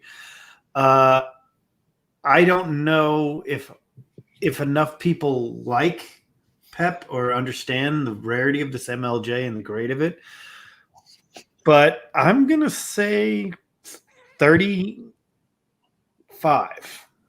Yeah, I was gonna say 50. That's good. I don't know, man. And the MLJ world is weird because there's no Archie, MLJ is weird. There's rabid MLJ fans, and they're a bit hard to find. And this is the best of the bunch, as far as not a 22, not an early, first there, but this is first Hangman, and the cover's not 2.0 AF15. 2.0 AF15. 25 to 30 now. I'm going to say 25 to 30. All right. I feel like it has to be at least higher than that. Okay. I said 35. I think it could go for 50. There's people that 50. There's MLJ fans. Yeah, that'd be good. It's an interesting one. It's one I'm definitely tracking for sure. The only thing is, look, I think people are more interested in an MLJ badass weirdo cover than first appearance of Hangman. Okay, but good point. Good point. And any MLJ, a church copy, 9.6 white, and it is sort of a key MLJ, it's got to be pricey. I think 40 or 50 at I least. mean, it's the highest, right, of all. Yeah. By far. So I mean, you The just have, 7.5 is the second highest. you never know at that point. Right. So it'll I'll be fun say to watch. 50. I'll say 50. I'm not really well versed in MLJs though, so I'll say Yeah. 40, 42. No, Okay. 39. Here we have Superboy 1, the Promise Collection, or first of the Promise Collection here. Superboy 1. Yep. It's funny. not I the first never appearance of really feel Superboy. like I see that. Oh, first. Oh yeah. it's not the first Go appearance. back. No, it's not. He appears in more fun and adventure comics way for years. But That doesn't even look like. That's not Superboy. no, that's Clark. That's Superman. You got to buy it to open it up to see Superboy.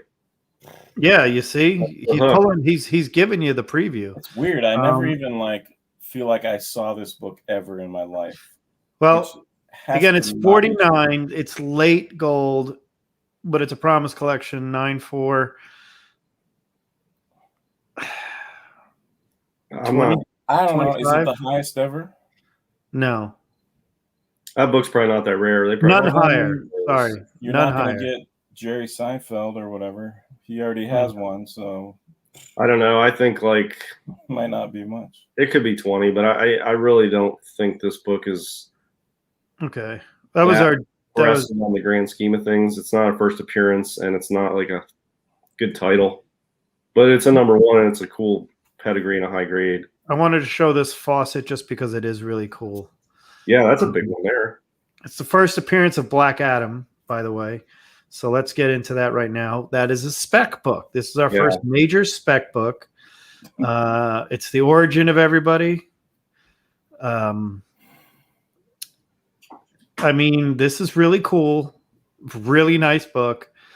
In a 9.4 spec book. I say 50 minimum.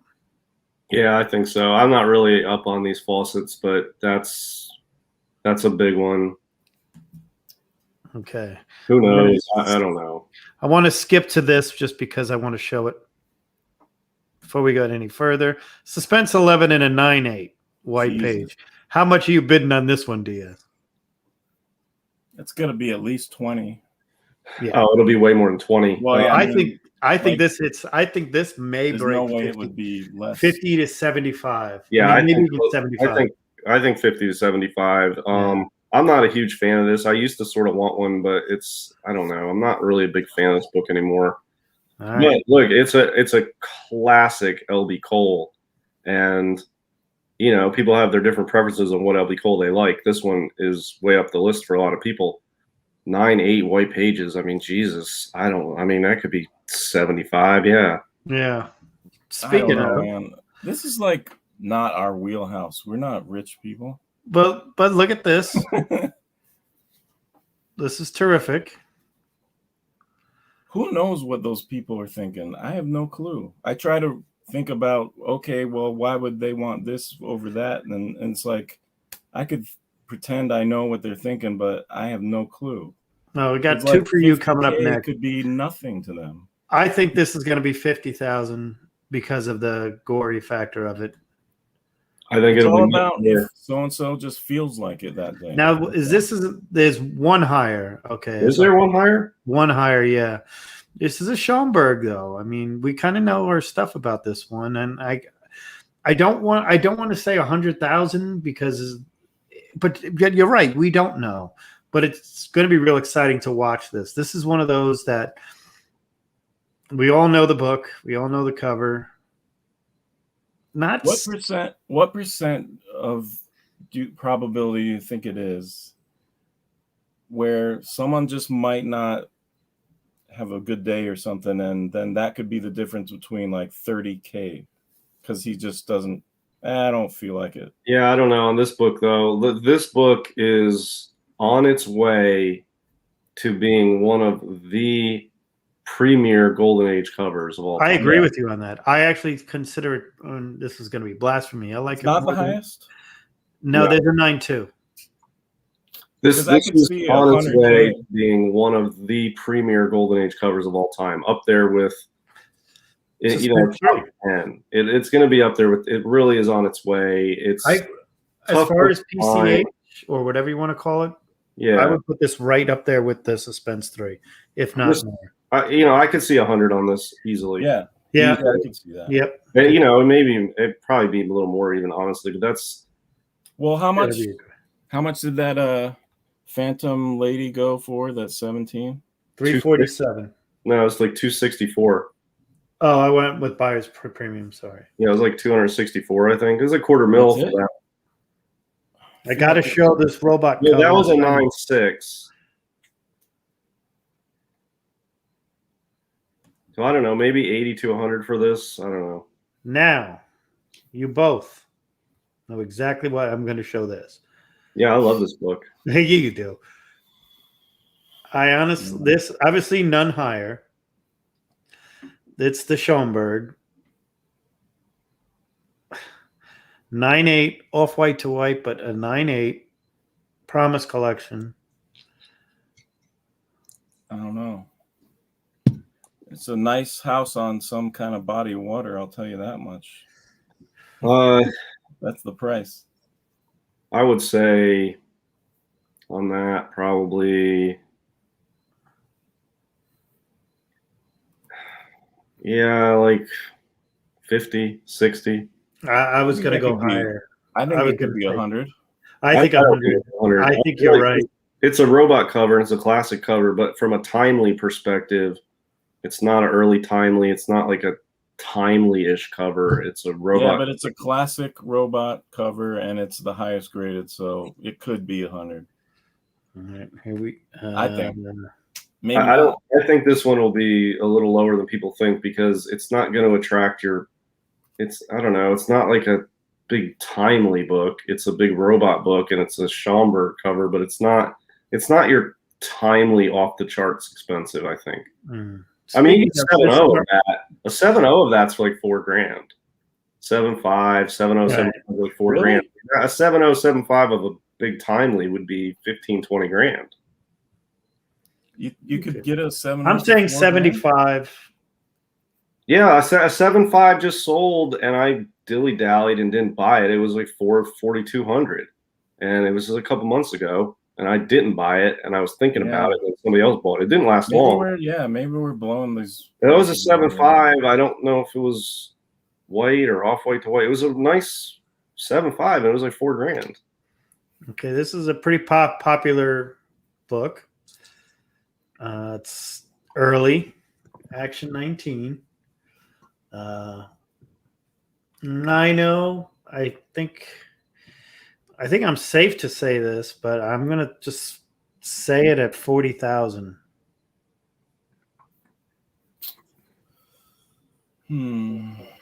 How many higher? One higher, One, and it's not a pedigree. I don't know my actions very well. I know that's the first in the start of the continuous Superman cover. How much did you say? 40. 40? Oof. I'll say 32. Okay.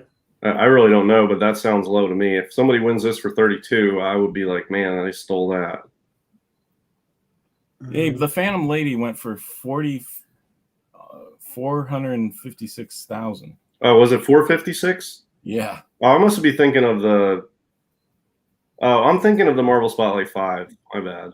Because that, Yeah, 456. like, I feel like that shows how much these like mega keys that transcend all this shit could really go. Well, nobody had any clue that was going to go that high. Two. Like we did this show with that, nobody would have been anywhere near that. We would have been like, "Do you think it breaks 100?" You know what I mean? All right, let's go back to this. Let's do this one. Man, I bet they're loving We that did the copy, cap though. one at 200. They're loving it. This is a Wonder Woman one. I nowhere near that. I think I'm going to conservatively put this one, but I'm going to say don't be surprised if it doesn't hit that number. I'm going to say 30, 35. Is this more expensive than All Star 8? No, I don't think so. I mean, This I feel is the like best of the bunch. This is the it's best. close because of the cover's better. Right. The cover's What's that red stuff though? That's why it's a 4.0. I don't know really the Wonder Woman books, but this is it's 30. gonna be close. I feel like this book is close to All Star 8 because people Should like at least be cover 30. Okay. If it's under 30, you're getting a great deal. We have a Pep Comics 2, 1940, 9/8 white pages, mile high. Kind of like the last time, but this doesn't have the first appearance of the Hangman. However, Jeez. the highest, no copy is higher than a 7/0. And this has got some, it's 40, right? Was this the year? And he's shooting a U-boat already. Damn, man. Who has all this shit? Mile high. That's the church. It's amazing. 9/8. Jesus. I would so sell that if I had it. I'll tell you that much. I don't know. This is again. See, here's the thing: the cover is unspectacular, but grade is off the charts. It's Sorry. an early MLJ, and it's a high grade, but it's not a stunning MLJ. So, I wanted to get this one back to back. So we did the Wonder Woman one. Here's a Sensation one. That should be at least 30. I'm going to stick to the same price. I mean, I think that Wonder Woman 1 are equivalently valued and should be just slightly below the All Star 8. Okay. I really feel like they're better books than the All Star 8, even though the All Star 8's first appearance carries the day. But the Wonder Woman 1 and Sensation are better books. This should I sell think a lot more, of people like them more better. than the Wonder Woman. Hmm. But No sometimes Magic it Lasso doesn't. in the chat. I figure he'd like this. It's Sometimes they that don't, though. Strange Tales 110 phenomenon where she's not on the cover. It hurts. Is your All buddy straight. going to buy this one, GD? I don't know. He's been asking me for one. That's a great copy to get. It is a great copy. I love the page quality on it too. Yeah. What That we got red here? is great. Not the 62. There was one I wanted to see. Should at least be 40. There was one. But it might not. I don't know. Who the fuck? I can't tell anymore. Here they are. Okay. I feel like I have a better handle on the entry level stuff. Now, here's a pedigree I'm not familiar with called the Billy Wright pedigree. But I wanted to show this one here.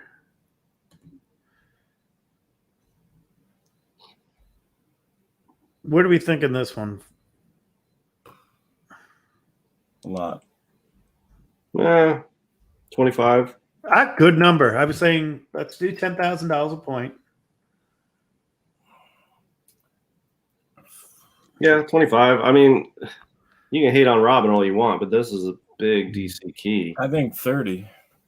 Okay. Yeah, I'll buy that. That's fine. That's I mean, it's a book in 2.5, honestly. I don't have a problem. Sometimes those Robins, I mean, it's a tough book. It's a very tough book. Do you think somebody's going to get a steal on this? Non-hero action. What number is it? Probably. Number 5. Yeah, those early actions are tough, man. There's an action. There's 3 of them.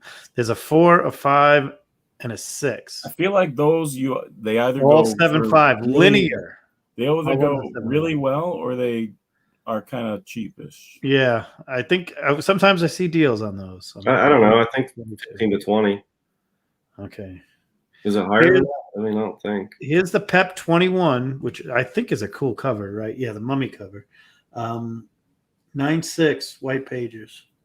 Jeez. Yeah. Can't guess on that one because it's not the 22. Would you trade? No. Say this goes for 30. Would you trade 30K worth of your books for that? No. Yeah. I wouldn't. No, I wouldn't. Here it is. This is what I wanted to talk about next. Here it Well, is. was that another Phantom Lady though? Yeah, it was a 4/5 though. We're skipping that. Ooh, I want to see it. Okay, I'll show it. First, let's get an idea of Suspense 8. Is this the highest? Yes, Yeah, I think that's the highest grade. none higher. Oof. It could be 100. Yeah, it could be 100. Yeah. You know, that's the highest graded, and it's such a classic. 100K God. for the highest graded of a classic cover. Yeah, easy. It might fall a little below that because as far as LB Coles, I mean, it's up there, but there's some better ones. But I don't know, like a 4.0 is like $4,000 these Is days. this the scarcest LB Cole?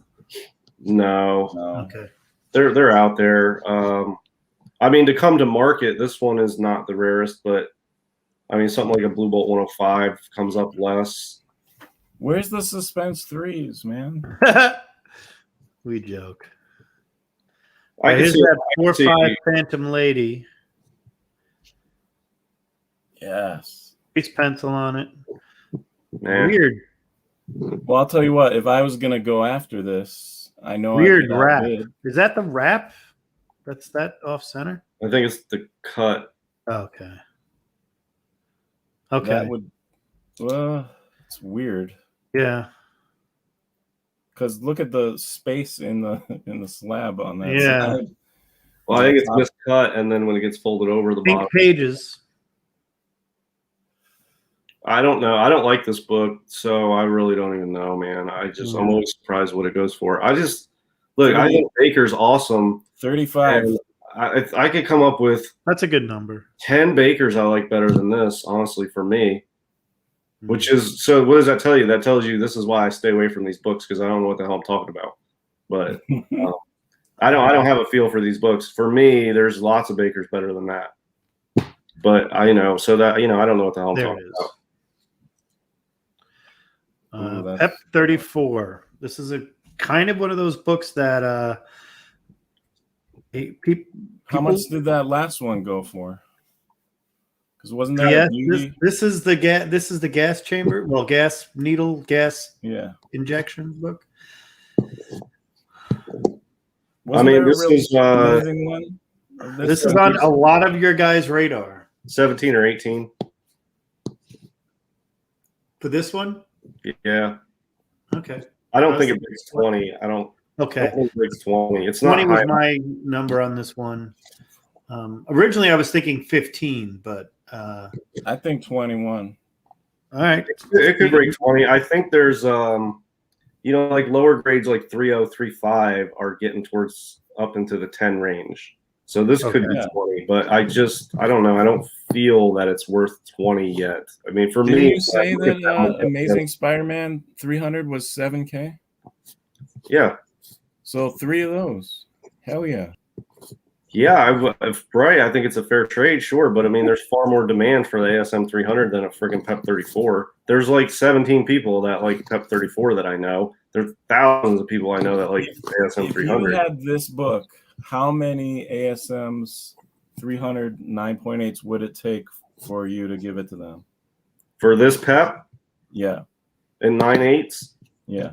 I would overpay by a lot. I would give them 4. No, I mean if it was yours and someone's like, I'll give you as many ASM 300s as you need. Yeah, I How know. many This is the would it kind of take? trade offers you get, and then you have to try and sell Yeah. ASM 300s and 9.8, which Yeah. is not as easy as people think. Yeah, that book's liquid, but those super liquid common keys are not super easy to sell at full value. Would you gotta do it for price to 6? move. 6 of them? Yeah. Probably not, because I Yeah, feel like me in the neither. long run, this is better than 6 ASM 300s. What about 10? Yeah, I would do it for 10. Yeah. I think it would take 10 for me. You're gonna have to sell the ASMs below fair market value to move them, because there's so many on the market. They're not the easiest thing to move. You can cut and move Yeah, about you like can move 4 or them, 5 of them for pretty cheap. Those books are tough to move. Somebody offered me a list of stuff for my FF1, and it was like Batman Adventures 12, New Mutants 98, all of these big 9.8 sort of keys. But man, it's a lot of work. You got to try to move those, and they're just not. They don't go as quick as people think, man. Unless you really slash the prices on them, and then you're giving up a rare book if you give up a Pep for those. You're never going to find 6.5 again. It'll be a while. DS. Yeah, I don't know. I mean, I feel like outside of the Suspense 8, the rest of the Coles are cool, but I don't see a lot of people desperate to get super high grades of those. Some people fill in runs or pick up VG copies, but this is the type of book it'll disappoint a little bit. I don't think it's going to go sky high. Okay. I mean, take 25 or 30, probably, maybe. 10. It's more than 10 grand. I mean, 20 grand for that, I would say. I mean, it's a highest graded copy. Yeah, that's why. Highest grade? Okay. 20.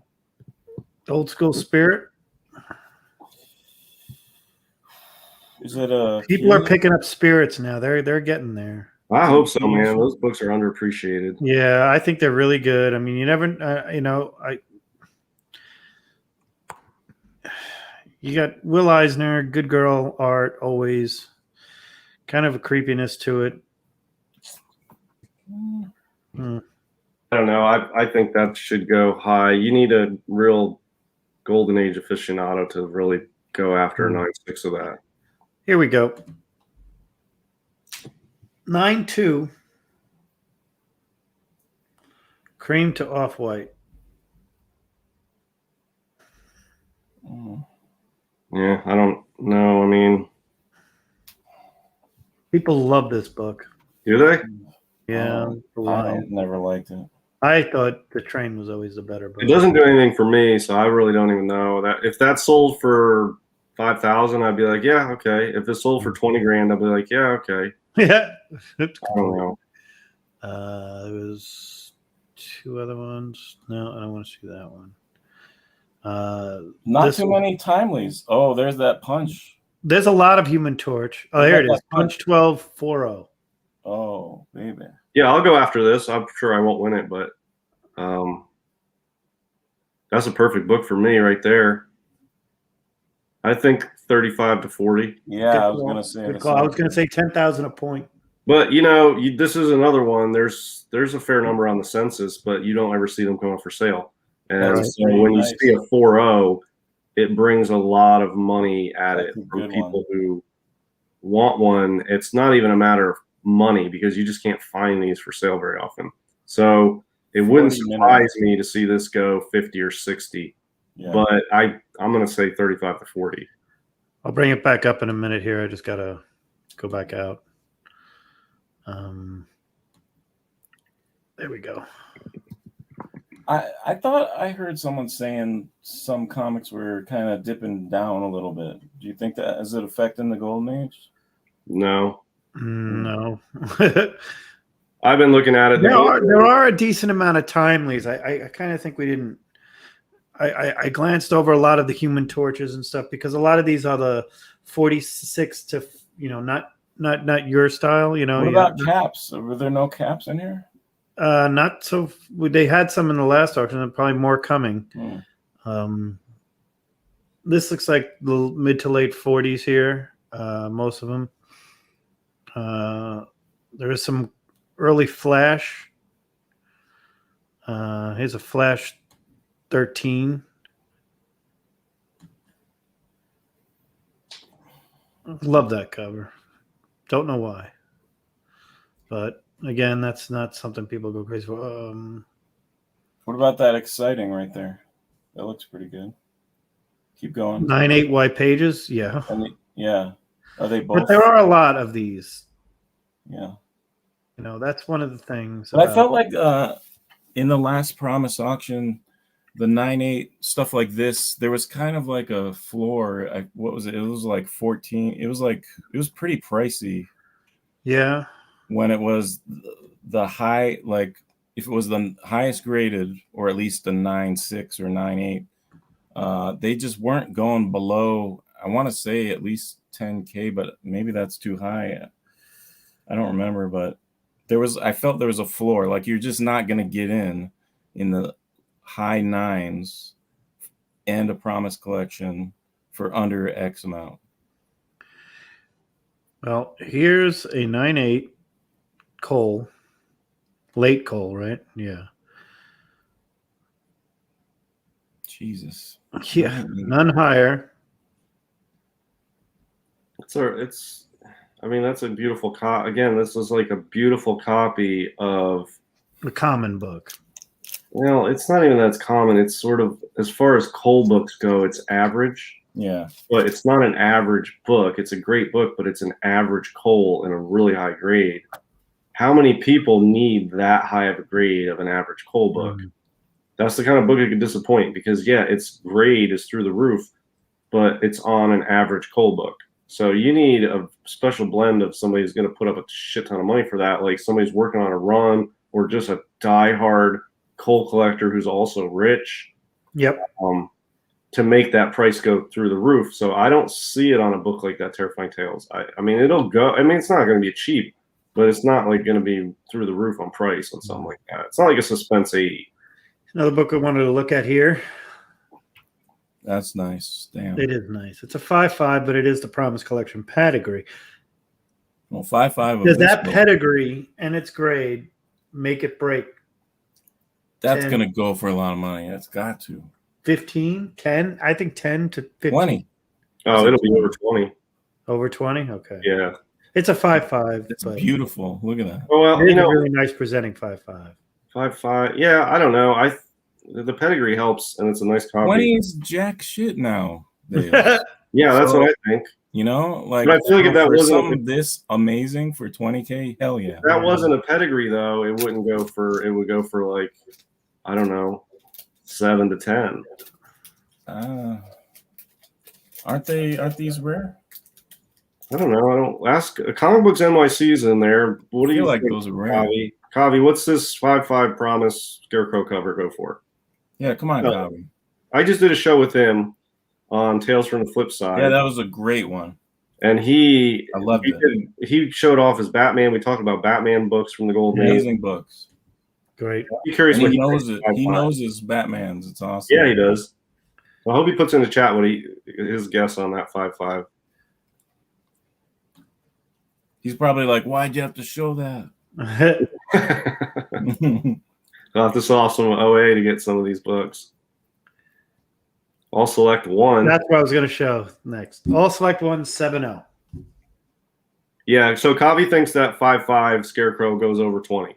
Over Yeah. 20. Okay, good call. I'm with you. I wasn't I'm sure sure. because I thought the grade, because is it more for the pedigree than it is the grade, or? I think it's I both. think it just is a great copy. Yeah. All select one 7.0. It's hard to. Looks a little tan. I don't know. Should be at least be 20. It's a beautiful book. Yeah, I mean, the low grades are going for 10. Feel like it looks kind of dirty though. Well, I'll what say is it? 25, 25 grand. Wasn't there a Promise copy of that sold? Was it a one? Was it? Yeah, but what did that? I Yeah, don't- it wasn't that high of a grade. Oh, it was like might an have been 8.5 similar. though. It might have been similar grade. I think it was like an 8.5, wasn't it? I'm Mm, gonna look. my memory has just gotten crap. Ugh. What was the other one we were talking about a little while ago? Any USA comics? I haven't seen any yet. I did see one I was bidding on, but Oh, the Promise was at 8.0 and it sold for 43. Okay, okay, good. So 7.0 non-Promise. at least 20. Yeah, 25 or probably. Good. Exciting fight. This is kind of a lot of people like this fight book. The Buzzard book. Kind of has that. So It's got Pulp's the like, swastika. It's got everything there. This is a really nice grade book. Bondage, Yeah, the whole it's like deal. Pulp. There's none higher. Senorita Rio. I mean, I don't even know where to begin because it's got so many different elements to it. But Good Girl, Promise, and everything else like that. Doolin cover, Baker art on the inside.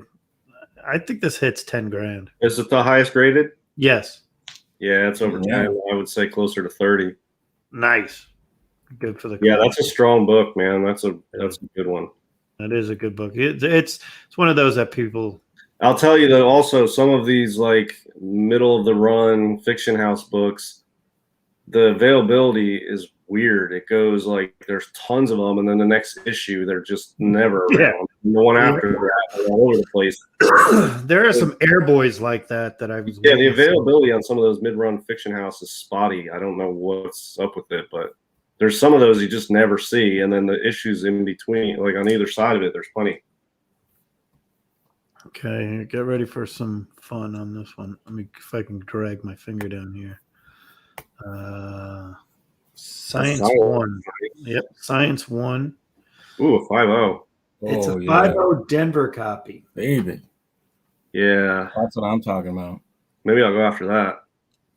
I would say it's going to be around the 25-30 range. Got to at least be 20. No, 20 Yeah. or 5.0. Fox, first issue. Number 1? Hell yeah. Yeah, 20 for that. Yeah, 5.0. That's high grade for Golden Age, especially Yeah, early I gold. don't know. It doesn't Early, that's early gold. feel like That's a $20,000 pre-war. book to me. Pre-war. Yeah, I know. This is why I won't win it, because I'll bid 13 and it won't even be close. You can't even get 2 ASM 300s for that price. Stop. Stupid. I don't think it hits 20. Oh, Superman 2. Boringest cover ever. Yeah. I think it's good. I like those covers like that. It's simplistic. It's good Americana. It's like a poster. That's the kind of Superman cover I like. It's just it's more iconic, and it's not like him fighting a lion. How much did Well, we say? I agree. 30, 35? Than that one. 10,000 a point for this? I don't have any idea. No. I don't follow prices on Supermans. I just know that's a cool looking one to me. 10K maybe. Super Mystery Comics #1. I feel like it's Superman #1 is awesome, and you get a shit ton of money, and then it just kind of falls off. Okay, here we go. Super Mystery Comics #1, 1946. Ace. If you're an Ace, How often do you Aces see fan? people flexing their Superman 2s and 3s and 4s? Like, not I think Superman 2 is a pretty big book.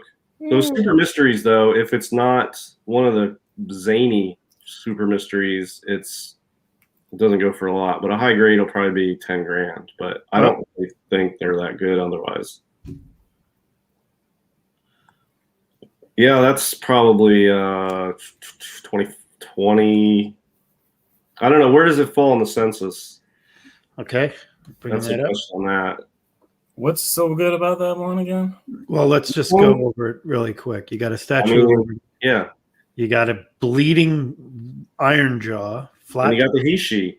and you have the Hishi. That's the Hishi cover. Top 3 covers. 2 higher. Yeah. Top 3 covers of what? He/She books? Oh, that's the best. That's the best Hishi book there is. Liv Gleason. There are more, believe it or not. There is a one with a. Is there a He/She following I don't know about? No, it's just such a weird book. 75 with 2 higher graded. I think probably 15 to 20 on that. That's nice. Yeah, I can see that. I think this is the best MLJ auction in history, by the way. Yeah, this has got some. It's all. I mean, how many 9.8 ML Peps have we seen? Yeah. And I mean, then we see one. 7.5s. We're like, eh. there's like 60 MLJs in this auction. It's Yeah. insane. Oh, there's the guillotine one. Yeah. Here's the paper cutter. No, paper cutter, yeah. Super Mystery number was it 3? I don't know what volume it is. They changed the volume here. But it's number 2. What's I can't even ever remember. okay? So this is the paper cutter one. This is an 8.5. This falls pretty. I think That's probably highest I graded. think it was highest grade the last time I checked. 2 higher. 2 higher. Okay, I've never seen it. 40, 40. That's a good. maybe more. No way. I'm Yeah. thinking Serious? Yeah, dude. maybe This more. I think this might hit 50. This is one of the coolest, like, dark GA covers of all time, man. And Yeah. There's no doubt what's going to happen here. There's nobody going to save her. There's a ghost. There's a girl about to be chopped up in a paper cutter. There's a guy back there in a box full of spikes. I mean, this cover is just off the wall, man. This is. I guess, yeah, 40K. I mean, that's only six ASM 300s. Warren Kramer versus Tom McFarlane. That's Warren Well, Kramer. if you have newsstands also signed by McFarlane, then it's only 2 of those. First appearance of Asbestos Wow. Lady. I don't Female know. version of Paste Pot Pete. I'm just throwing that out there. That's a nice book. I do think that's a great book. I do like Asbestos Lady. I think that's a cool. That Spirit is a gem in the rough there. People, This is the no number. Okay, this is. that's a If good I'm not book. mistaken, this is not really a. Is this? This is extremely rare, right? I don't think it's extremely rare, but it's overlooked. Whenever I see one, it doesn't. I don't Blue know, Fine, underappreciated. Blue It's, Higher. It's the first Spirit, right? it's or not first appearance, but it's Spirit number 1, I think. Spirit 1. No number, number 1. Yeah, okay. Well, That's he was fine always cover. in. It's a classic character. I think that's a really good book. But I bet you that'll be relatively inexpensive compared to this other stuff. It gets overlooked. I don't know why. I just think it's a killer book, though. Good point. Something about Spirit it just didn't do it for me. I don't know why. Will you I mean, it's blaspheming Will Eisner? Classic noir detective. I really so like good, Eisner's art. I think he's brilliant, We got but a shark cover. I don't know. It just doesn't have the coolness of like The Shadow or something like that, or The Phantom Stranger. Shark cover. Yeah, I don't know price wise, but Yeah. these airbrushed covers have been picking up over the last. They go a lot higher than they used to go. I remember picking them up dirt cheap. What about that Zip? Keep going up a little. The one, keep going. Zip 22. There's a Zip 22. Yeah, that one. That's pretty good. That. Well, Three I'll of tell you, this is. I bought one of these. What does it have? That what's that sticker on it? What is that? Well, on? I think what I heard is they don't do the black label anymore for collections. They just put a sticker on it. Oh, so it's not a pedigree; it's a collection. What? Yeah, I think it's a collection. The classic Grim Reaper, Nazi, for Reaper, collection. Berv, Novak, yeah. Refs. The 7th It's the copy. Nickel Hill collection. Okay. So yeah, here's the story. I have a 2.0. It was on eBay for 4,200. So I was like, yeah, I'll watch it. That's a great book, but 42 seems a little high. Well, he sent out offers to everybody who was watching it for 34. And I was like, yeah, 34. Now that's a good deal. I'll buy it. So I bought the 2.0 for 34. It's the same as this. It has cover reattached with tape. It's the same issues and everything. It's just slightly worse than this one, but it's about the same. This one's a little better. I paid 34 and I didn't even think about it. I was like, yeah, that's a good price. I would like to see this go for, 6, 7. This is perhaps the best Zip cover there is right there. No. Yeah. Look at the city's burning. The zombies take it. Grim Reaper. What? The city's Zip 34? burning. New York is burning. The Chrysler Building's cutting. I mean, the Chrysler Building's cut in half. This Nazis. is pre-Pearl Harbor too. Nazi Yep. zombies any day of the week. That's a Nazi zombie. You're talking about Zip 32, Yeah. which I think is the second best cover. Those are definitely the two best. This looks like it's a pretty book. Sorry. Gotta stop doing that. Yeah, I don't know. I think, look, there's not many I of think these. 6 is actually Would probably. you trade yours for the 32? I wouldn't trade mine for a 32 and 2.0. Equivalent grades, I'd rather have the 22. But I did bid on a 32, 6.0 white. It was a John Burke copy, I think, and I lost it. Oh. And it's coming back up. Somebody put it back in auction. I think it's in this one. Hmm. Well, look, A lot of MLJ. Wow. for whatever you think my knowledge is of rare GA books, when I saw that 2.0 for 34, it was a no-brainer. At 42, it was like this, but at 34, it was a no-brainer, and that's even a better copy. So I would say I wouldn't be surprised to see I go for 6 or 7, honestly. I gotta show this. This is a classic. 9.0. Yeah, that's nice. 25? No, probably a little high. 20? It's probably it depends if that's the highest graded or not. Also, To Lev Gleason. So was this What one of those? is the deal with these comics? Who's the main character? That kid back there? Iron. Is that the bag? I don't even know. There's a bunch of them. Iron Joe's a bad guy. Oh, you got one higher. I mean, it's Liv Gleason, so you don't know. Some of them are rare, some of them aren't. How Yeah, many I think people 20, you know 25 love to these 30 on boy that. books? Yeah, that's what I was thinking. 25 maybe. Do you know anyone who collects these? Liv Gleason's, yeah. There's people that like them. Yeah, dude, I love this book. Jeff has a nice high grade copy of this boy comics, and yeah, that's a classic Golden Age cover. Yeah. That'll draw some bidding. Yeah, Uh, that dynamic will be cheaper than you think because for some reason people don't like that one. the Dynamic 21. Yeah, it's sort of not.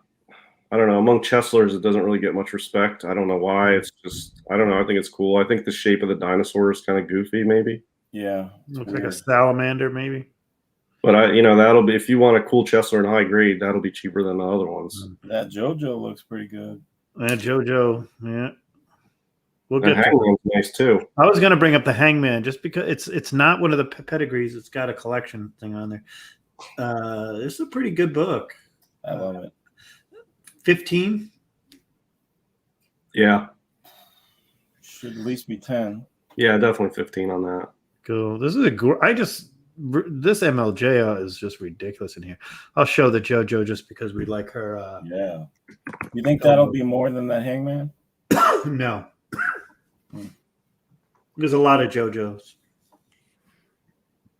These are late Golden Age, but there's Jack Kamen and Joe Dolan and Baker Art, but there's another. I won't even venture to guess on any of those because I'll say $5,000. Maybe. I can't tell one from the other. Just because of the pedigree. The pedigree on that'll make it go more. But there's a lot of JoJos out there. The train. Oh, that's a good. This is wow, a that's 9.0. nice and the 9.0. That's pretty awesome. Yeah. What is it? The highest? Sensation.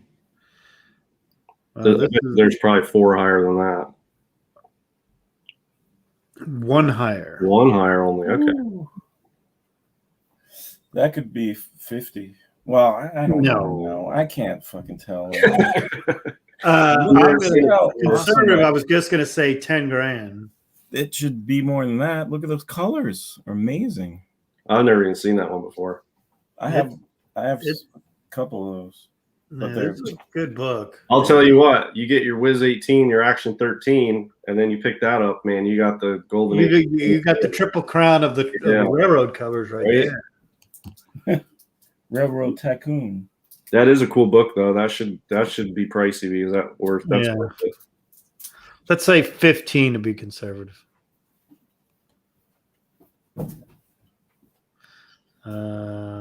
Jesus, look at that. Another MLJ. This is loaded with MLJs, man. Just a random 8-0. Good. All right. Image coming soon. Zips. Oh, the Young Allies. Yeah. Yeah, this one's got them shooting them and stuff, but I don't know if anybody goes crazy for the Bucky Toro show. Yeah, I don't think anybody, unless it's a Young Allies 1 or 3. I feel like it's not. Yeah. Okay. Good point. Some Kirby Simon Boy Commando, decent Boy Commandos here. Yeah, those go for a lot. Yeah, I was gonna say this is a 9.6s. These books are popular, you know. I don't know. Should be fun to watch those go. All right. Some Fawcett. Oh, is this the Kirby Simon? No, this is the. Did one of you guys get? No, somebody picked up one of these recently. There are a lot of Simon That's Kirby a nice in one. those Boy Commandos. Somebody I know picked this up recently. Not this exact book, but a good copy of this. It's a great book. I love that. All right, we got another Marvel Family 18.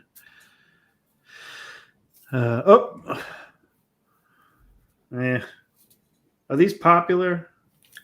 I mean, ECs are always popular. Yeah, There's people tons like of them. people working on runs of ECs, and so the high grades go pretty well.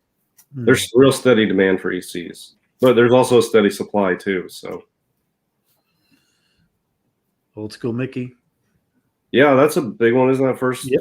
Mickey comic or something? This is, let's see. That used to be in the top like 15 of the. Oh, I didn't know you had one of those, Mike. Nice. This is the first Mickey Mouse comic book. Yeah. Includes cameos by Minnie and Pluto. Yeah, that's a pricey book. I see that go pretty well. Yeah, this is a 3.5. Yeah, I don't know, probably $3,000, something like that. That used to be real pricey. Like in the top 20 Golden Age books, period. Yeah, well, I mean, Single Series 20 used to be a hot book too, and now it's just like a dud. Yep. Okay. I like that. For everybody who thinks that cycles can't change in these books, they certainly can, because there's some books used to be at top of the list, and now they It's go a nice master. I was going to say, look at this one. It's a nice one. Color's awesome. Yeah, that's pretty cool. Yeah. You got a trade offer in the chat there, Mike. I got a who? Trade offer. ASM 300 for that Wonder Woman. 9.8. I'd do You it. deserve it. Everybody, if it's a 9.8, he'll take it. Send him a DM. A lot of Star Spangled, by the way, which some of these are harder than you think to find. That one Super Mystery, the second one over, I've always liked. It's a little bit goofy. It's not quite horrific because it has a little bit of a sort of humorous quality to it, but it's a really, really nice book. They're cooking people in there. Yeah, and it's got skulls around the cauldron, and it's in this kooky castle, this little dude in the front, and this, I don't know, that's a cool book, and a 9.6. I mean, how do you value that? I don't know what that goes for. 30 maybe? 25? Grenade. Yeah, I mean, I think you're right. 25 to 30 on that one probably. I'm trying to think of the super mysteries that people go after. I don't see that one often. Look at this cool train cover. Yeah, that's cool too. This is what Superboy #1 should look like. Should have. Yeah. Yeah. All right. Let's see. We got this one. I want to see that Zip 32. Oh, the bell. 7-0. All right, so here's my thoughts on this book. It's common, it's a Harvey, and it is really cool, but the color scheme sucks on this book. It's just so drab, and that one has good color. That's what it looks like. I was going to say this looks better than most of the ones I've seen. It's such a drab PCH cover from like color standpoint. It just, Right. I don't know, it doesn't pop, but it's gruesome. And is this just before the code? Yeah, I mean, most of these real brutal Harveys are like 54. Yeah. Okay. I have that book, just not that grade. That's a good one. 9.4 on that. That's pretty good. Yeah. This is. That'll go for a lot. This will go for a lot. This is the. I'm interested to see if this thing, because it's one of those books that you have to, you know what it is the second you see it, and you're like, oh, look at it, and it's really, I mean, she's a 9.4, and that's the 47 when that was going on. I'm not getting into that. I think in the world where pulp books are accepted the equal footing of comics, I think some of these books could drop. You know, like that last one. There's a lot more. That Hangman you skipped was a good one. I didn't skip it. I showed it. I was going to say this one on the left side there. Oh, there it is. Okay. Oh, yeah, that's it's a Hangman 3. 5 qualified. Never mind. Qualified. Actually, I think there's one in Wait, but why? Why what? Why call it qualified? I don't know. Probably a piece missing from the interior, right? Yeah, I guess something married. I doubt it's a married. It looks like. All right, I got to zoom in. Put JD work down. Centerfold married. Let's do it. Woo! Oh, I hate this thing. Oh, Hang on. I just scroll down in the description. And then you I'm got to just- go. Well, no, sometimes they don't include it. No, sometimes they don't include it. Oh yeah, they haven't put them in a lot of them. You got to click and drag. Yeah, drag Yeah, it, baby. I got to get There up you there. Oh, look at that axe.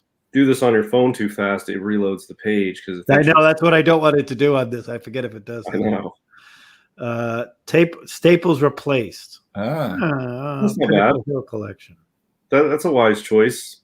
Staples I would replaced. say if you don't mind a green label, this is a steal just because the staples are replaced. depends what they look like. I don't mind They're that. not going to be big. Hopefully, they're not like 80s Plastic neon. staples. But I'll Plastic. tell you, I think if you send that back in for a reholder, you'll get a conserved label. I think Staples replaced is conserved now. Hmm.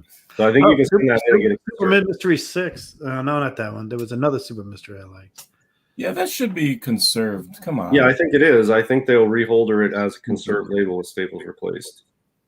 Yeah, but they had that one of those stamps on there, so it's one of those new labels, isn't it? I know, but I mean, I just think Staples replaced is conserved. I think it's a mistake. Oh well, I agree. Here's an all new 10. That's a nice one. Yeah. I like those all news. Yeah. 8.0s are pretty good. Those are really tough to find. The whole run of those, man. What's up with that Hangman restored? What do you mean? Like what's the deal with the restored nature of that Hangman? No, go back. Not Hangman, Hour Man, or whatever the hell his name is. Time Man. Oh, this one? Yeah. What is it? Uh, Hour Man. Got a lot. uh, You got 2 lines. That's tough. It's a tough one. I'm not going to zoom in on it, but yeah, it's Adventure 34. I mean, Sandman's right there on the cover. That's a good one. Isn't that his first appearance? First appearance of Hourman. Currently, Bernard Bailey, Sandman appearance. Restoration Tercio. includes small amount of color touch on cover. Pieces added to cover. Terraceous to cover reinforced. Top and bottom edge trim. Oof. Dun, dun, Jesus. dun. Yeah, trimming's the worst. Trimming is the worst. Hmm. Still a good book for you Hourman and Dr. Fate fans. There's some. Not all trimming is the same. Oh, well, I'll tell you that much. Yeah, that's true, but all trimming really hurts the value. yeah, trimming. Well, you just send it to those dudes who like rough up the edge a little, and then it's not. Yeah, trimming. they'll tear off pieces. Yeah. Don't get me started on that. More fun too. That's I was going to pretty say fun. new fun too. Yeah, These that's pretty cool. This is a rarity. These are big, right? Yeah. 1935? Yeah. Yeah. What the hell? Yeah. Let's see those. Was that Pep one? Yeah, restored. That's cool. Oh, 5.5. I was like, I'll tell you my love-hate relationship with that book. I love it because it's a robot cover, but I hate it. Right. 'cause it's the first appearance of the Shield, and so it's like a major key for a superhero. It's the whole reason I don't own Timely's. That's the same deal why I can't get a Timely. I'm not Raja, paying a Timely hero price. Raja Robin. Elephant. I like that book. How many of those do you have? 0. That's a tough one to find. Hey, what was that super mystery up there? Yeah, what is that? Yeah, it's not very good. Oh, yeah. There are some that are really good, and others are just, you know, There's a zip. yeah. No, it's not. That's a Or later one. later in the run. Yeah. Oh, that's. I think one of Donald. those Boy Commandos is a good one. The Boy Comics did this one. No, I think one of those Boy This is Commandos. the Cement Shoes, right? Yeah, Yeah, this is a popular book. I've had people look for this one on their want lists. Is that the Lev, whatever the hell? Lev guy? Gleason, yeah. Yeah. It's boring. Yeah. Oh, there's this one. Yeah, no, not the ones I was thinking of. No. Oh, okay. Sorry. you got the Quilt Man there, whatever his name is. Here's a Cap 20. I mean, it's a 6.0, but Yeah. pretty Yeah, cool. I'll go for a lot. Timely's been on fire, man. Yeah, that's a good book. It's not one of the best. No. Yeah, but there's people working on cap runs and 6. It's I mean, it's not 20. totally I agree with you. him versus Nazi one. It's So it's a good one. It's just not Schomburg. What's that headlines? Wait. What's that headline? 37. Oh, is that the Kirby cover? Yeah. Oh yeah, the Kirby photo. Oh, cover. Jack Kirby photo cover. Yeah. I might go. That's good. Pretty cool. That's kind of cool. Yeah. Shield Wizard. There's 4. MLJ4. Some Shield Wizards. Yep. A lot of MLJs. God Yeah, man. damn. I will not show a world's finest. What's that? What's up with that unseen DS? I mean, Standard.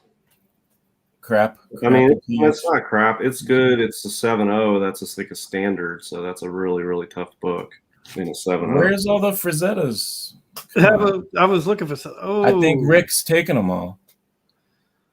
he did that pick up bomber- some that good ones recently, bomber right? problem He did pick up is some good ones really recently. I saw some on his page. Yeah, he got a really nice one. He got that Beware 10 too. He's like, yeah, that one's not going to auction. There's a Shadow Decapitation cover. There it is. Yeah, that's pretty cool. Yeah, there's 2 shadows that have. That's way cooler than the Spirit. Come on. Yeah. There's a single series 20. Yeah, I feel like this book, whoever I bought think this is gonna go. I'll be honest it, with would be a you. good investment because I think these early Tarzan books, Wow. This are is a really really- good investment. they're picking back up. People are appreciating the old vintage style of those, and a 9.0 of that. They're not Yeah. these. And I haven't seen one of these. Where did I? It's been a while since I've seen one, but I've never seen one this grade. Yeah. These are. Now that's a way cooler lion than that action one. Yeah. Yeah, I agree with you on that for sure. Where's the Zip 32, man? Yeah, Yeah. I'm looking. Oh, Zip. That's not it. That's 12. That's all right. I mean, all the zips are good, but Zoot. Zoots. Zoot. Ziegler 5. Zoot suit. There's 108. Blue Ball 108. Is that a Cole? yeah, it's a cool sci-fi. It's Oh, yeah. in that sci-fi group. That Daredevil's pretty nice. This is the Oh, claw, yeah. It's got the claw. That's cool. 6.0. It's got the claw in there twice. 12 grand. It's Okay. not a key. It's just a cool cover, but it's tough. It can't be that many more higher than that. Jesus. I would say 8 or 9 grand. 8 or 9. Okay. I don't know. It's not a key. It's not one of the keys. It's not like First Claw or Right. it's just a. Oh, there's a Frazetta. There we I go. was going to say the Weird Science. We have a Frazetta. And it's a games. Damn, that's a nice one. Yeah, 9.4. That's a good EC book to own. That's got to at least be 2 ASM 300s. 20 grand. Come on. Yeah, it would be 15 to 20 probably. There 15 we or go. 20. That's a good number. Almost 3 of them. That's awesome. Nice. All right. That blue ribbon is I was bad. gonna- Yeah. 5.5. That'd probably be 7 or 8 grand. Oh, that's Mm, nice. this is Yeah, tough. it's real nice. Damn. Oof. That run of the blue ribbons. Oh, this action. This is a good one. Yeah. A 9.0. Yeah, it's a nice 9.0. It's pretty cool. I've always liked that cover. Those are always beat up, I feel. Yeah, it's a good one. Phantom. Is that the first appearance of the Phantom No. in the comics? Future Books 56. I don't know. I mean, there are some Phantom fans. There's Yeah. actually an Instagram account. The There was- Chronicle Chamber. It's an Instagram account for Phantom fans. He's so big in Australia. Honest to Yeah. God, it's really crazy. Man, he has been in so many countries. He's probably been in more countries than any other. Yeah, but he's so big. Like people in Australia, there were runs of him in the 60s, in the 50s and 60s that weren't like Dell or Key, that were done just in Australia. Yeah. Single highest. Yeah, but I don't think it's first because he was around before that. Yeah. Tech 52 doesn't really do anything for me. Oh, No, not that Jack. The other one. That one's good. I like that one.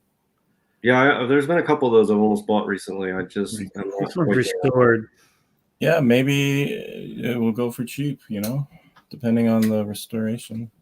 Yeah. Yeah, it probably will, because I think an unrestored 5.0 would probably only be like not even $1,000. Wasn't that Pep 7? I feel like that's a good cover. Let's look at that. Yeah, that's a good one. Yeah, More shield. Yeah. I love that cover. The hooded. It looks Schomburg-ish. Who did that? That won't be as expensive as you think, though. That'll probably Warren be Kramer. Pep 7. I'm finding out. Was it a Kramer cover?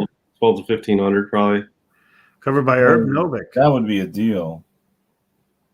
Who did it? Herb Novik. Yeah. It's one of the more common Peps, if that makes any sense for Peps. Yeah. I mean, none of them are common, but I've seen that one around. I don't know. It's not as pricey as you think.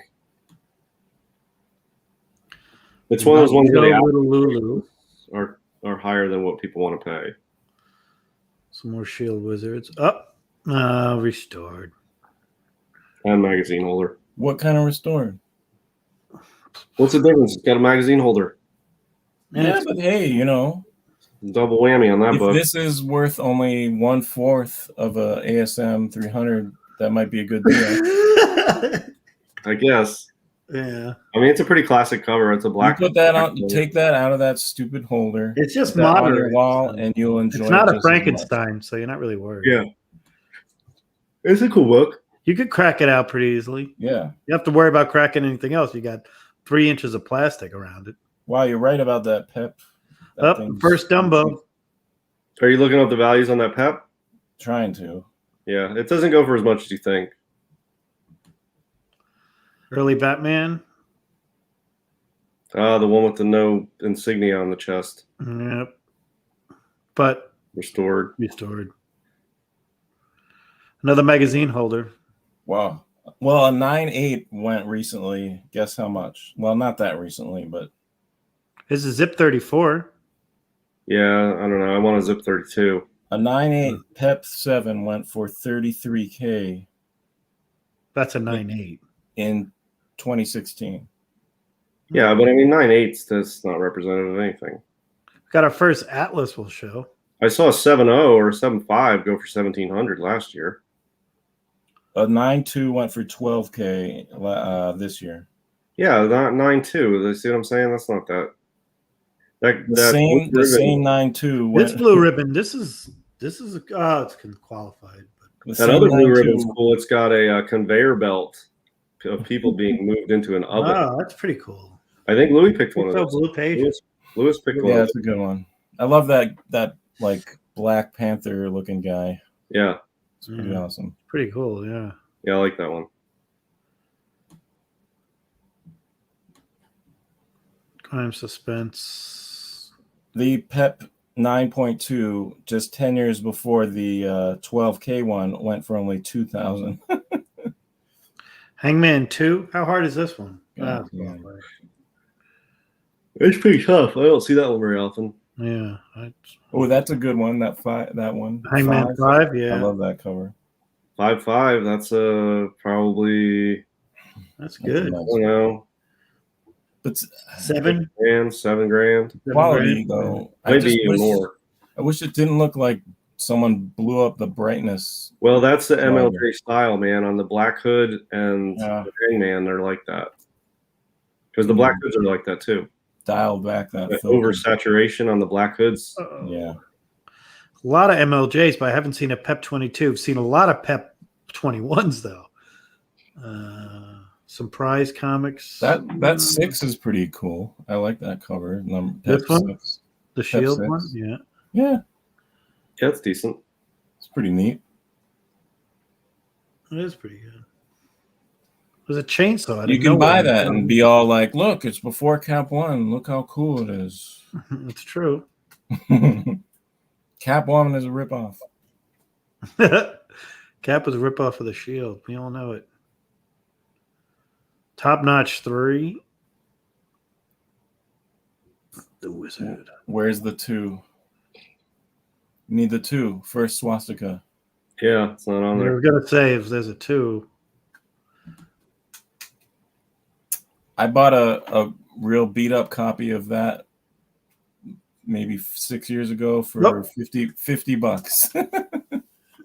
Zip 13, 14, 15, Oh, It's the 27. next row. It's gonna be the next row. 31. And, 31. oh, 37. Wah, come wah. on. There's one in this auction. There's a 6. Hang on. 8, 9. Zip. The fuck kind of order is this? Well, I don't think I they're think in. it's when they submit. Type in Zip 32 and just search for Yeah, it. I'm gonna find it. there. That's what I'm trying to end on. I mean, I got it on my phone. Zip. It's the same copy I lost out on. Oh, the one from before. I bid This 65. one. I bid 65. Yeah, here it is. Yeah, there it is. I bid 6,500 on this. It was like late last year. It was on Comic Connect. I bid like 65. Bid the same. I lost it. It went for 8. Damn,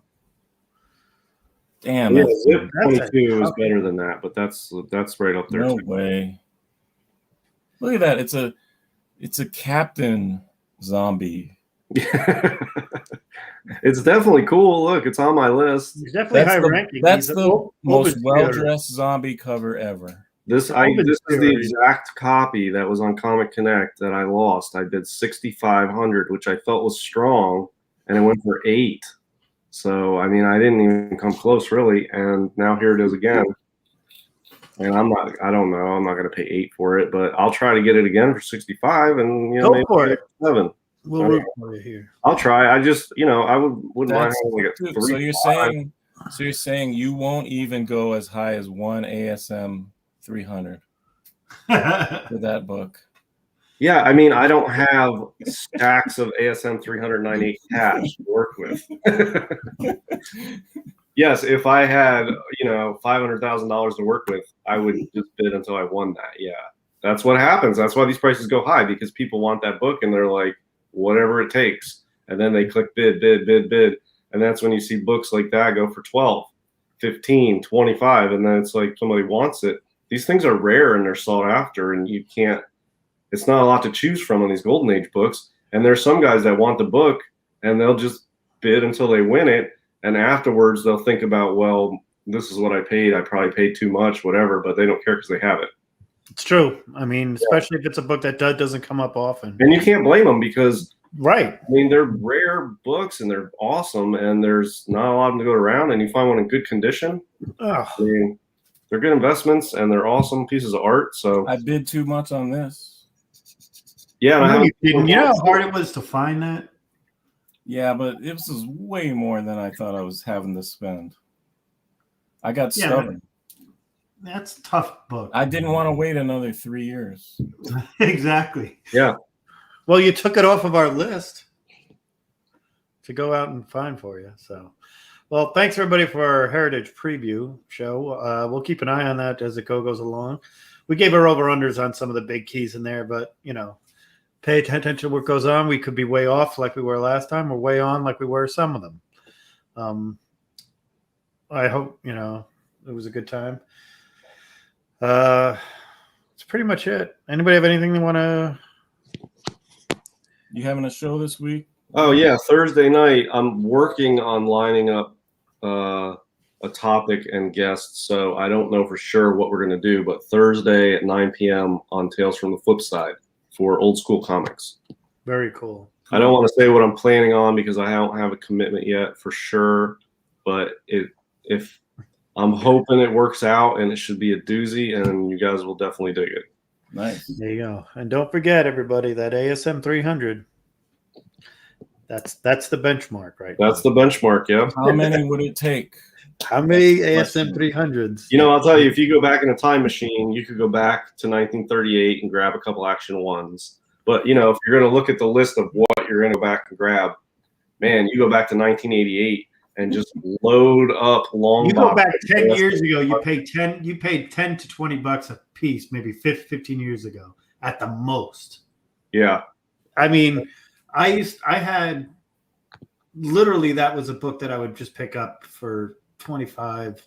Depends on what grade or whatever. Well, there was no grading, but some of the grading. Well, 2005 we were grading. Those books which one always around. I mean, there who was would fit in? Who would blend in the best in the 1939 of us? you. I don't know. This Not with that little, not with that thing on your face. Yeah, you got JD's got the. If you put a derby on JD, he's straight from the 30s right there. Yeah, you need one of those long top hats. Yeah, like in that New York movie. Yeah, with the cap. I just want to go back to 1988 and load up a couple long boxes with newsstand fresh ASM 300s. Yeah, your retirement right there. If you have 2 long boxes, 600 of them at $5,000 each. You're talking. Don't forget to bring the right dimes, though. If you try to pull one of those FDR dimes on them, they'll lock you up. Well, I already have the plan. What you do is you go back in time and you get a job and you just use all of your money to buy comics, and you just live out of your car or on the street. And it's 1988. You start working at Apple. You'll get jack shit for your money. I mean. You'll get like probably a quarter a day. Start working at Sega or Apple. Dude, a quarter a day would be fine because you can eat and live off the 15 cents and buy a comic book. You can buy a comic book every day, and if you know what you're buying, man, you go pick up an Action 1 one day. There's 10 cents. Dude, stick around for a while. You pick up a Tech 27. Yeah, that'd be the best trip we would do. I would take. I mean, if we just had $10 each. You could, if you go back to what 89, you could pick up. What you could pick up probably would be even more profitable. With $10? No way. $10 in 89.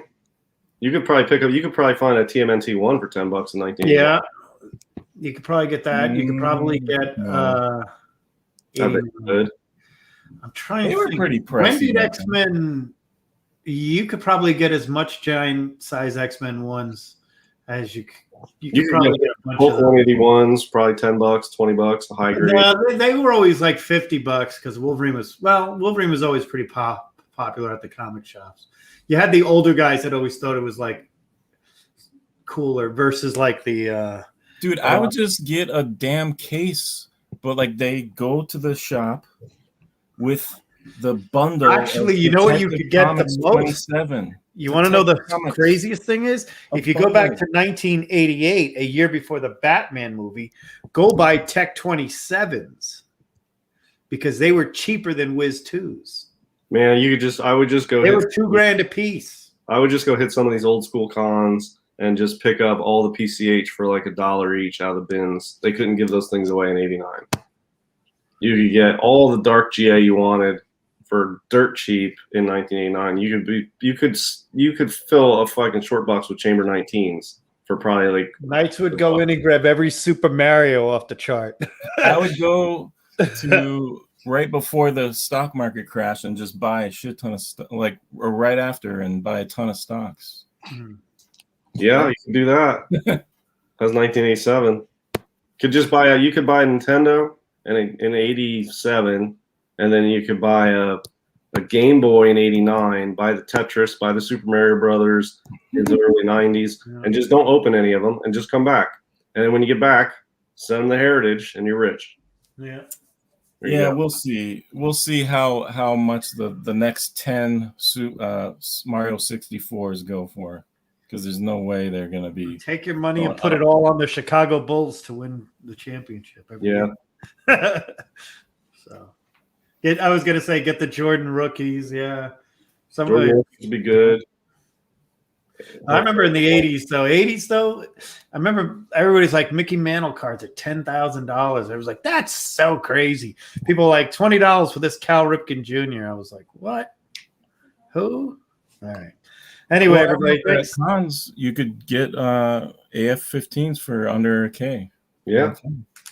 Yeah, I'm not kidding you, and I'll tell you this: Batman. That long ago, Batman comics were cheap before that movie came out. Oh yeah, cheaper than like your other big namers, But they you didn't know what was a key and what really wasn't.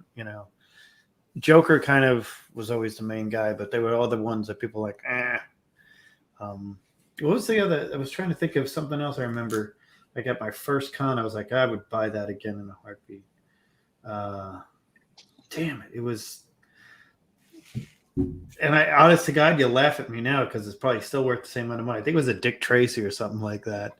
It was like, it was so cool. I was like, it was a strip of Dick Tracy the guy had. Oh, that's on. cool. Yeah, it was Some really books were cool. pricey though. I remember It was like, in the 20s. It was like it was a decent amount of money. those Or X go out Men. and get Stan or no whoever. So Those anyway, X Men Burn books were still pricey though back then. In the 80s, they were hot. Where you go, the best money would be just the original art, because no one. I was going gives to a say, crap want to know about what that. it is? X Lewis about in the 90s of turning down $1,200 a page for Swamp Thing 1. Yeah. Okay. All right. See you later, guys. See you guys later. Thanks a lot for being here. Thank you all for being a friend. Talk to you guys soon. See ya. Bye-bye. I got to do the theme song. Give me a second. I guess stupid. I got this new mouse pad where it goes to the left, but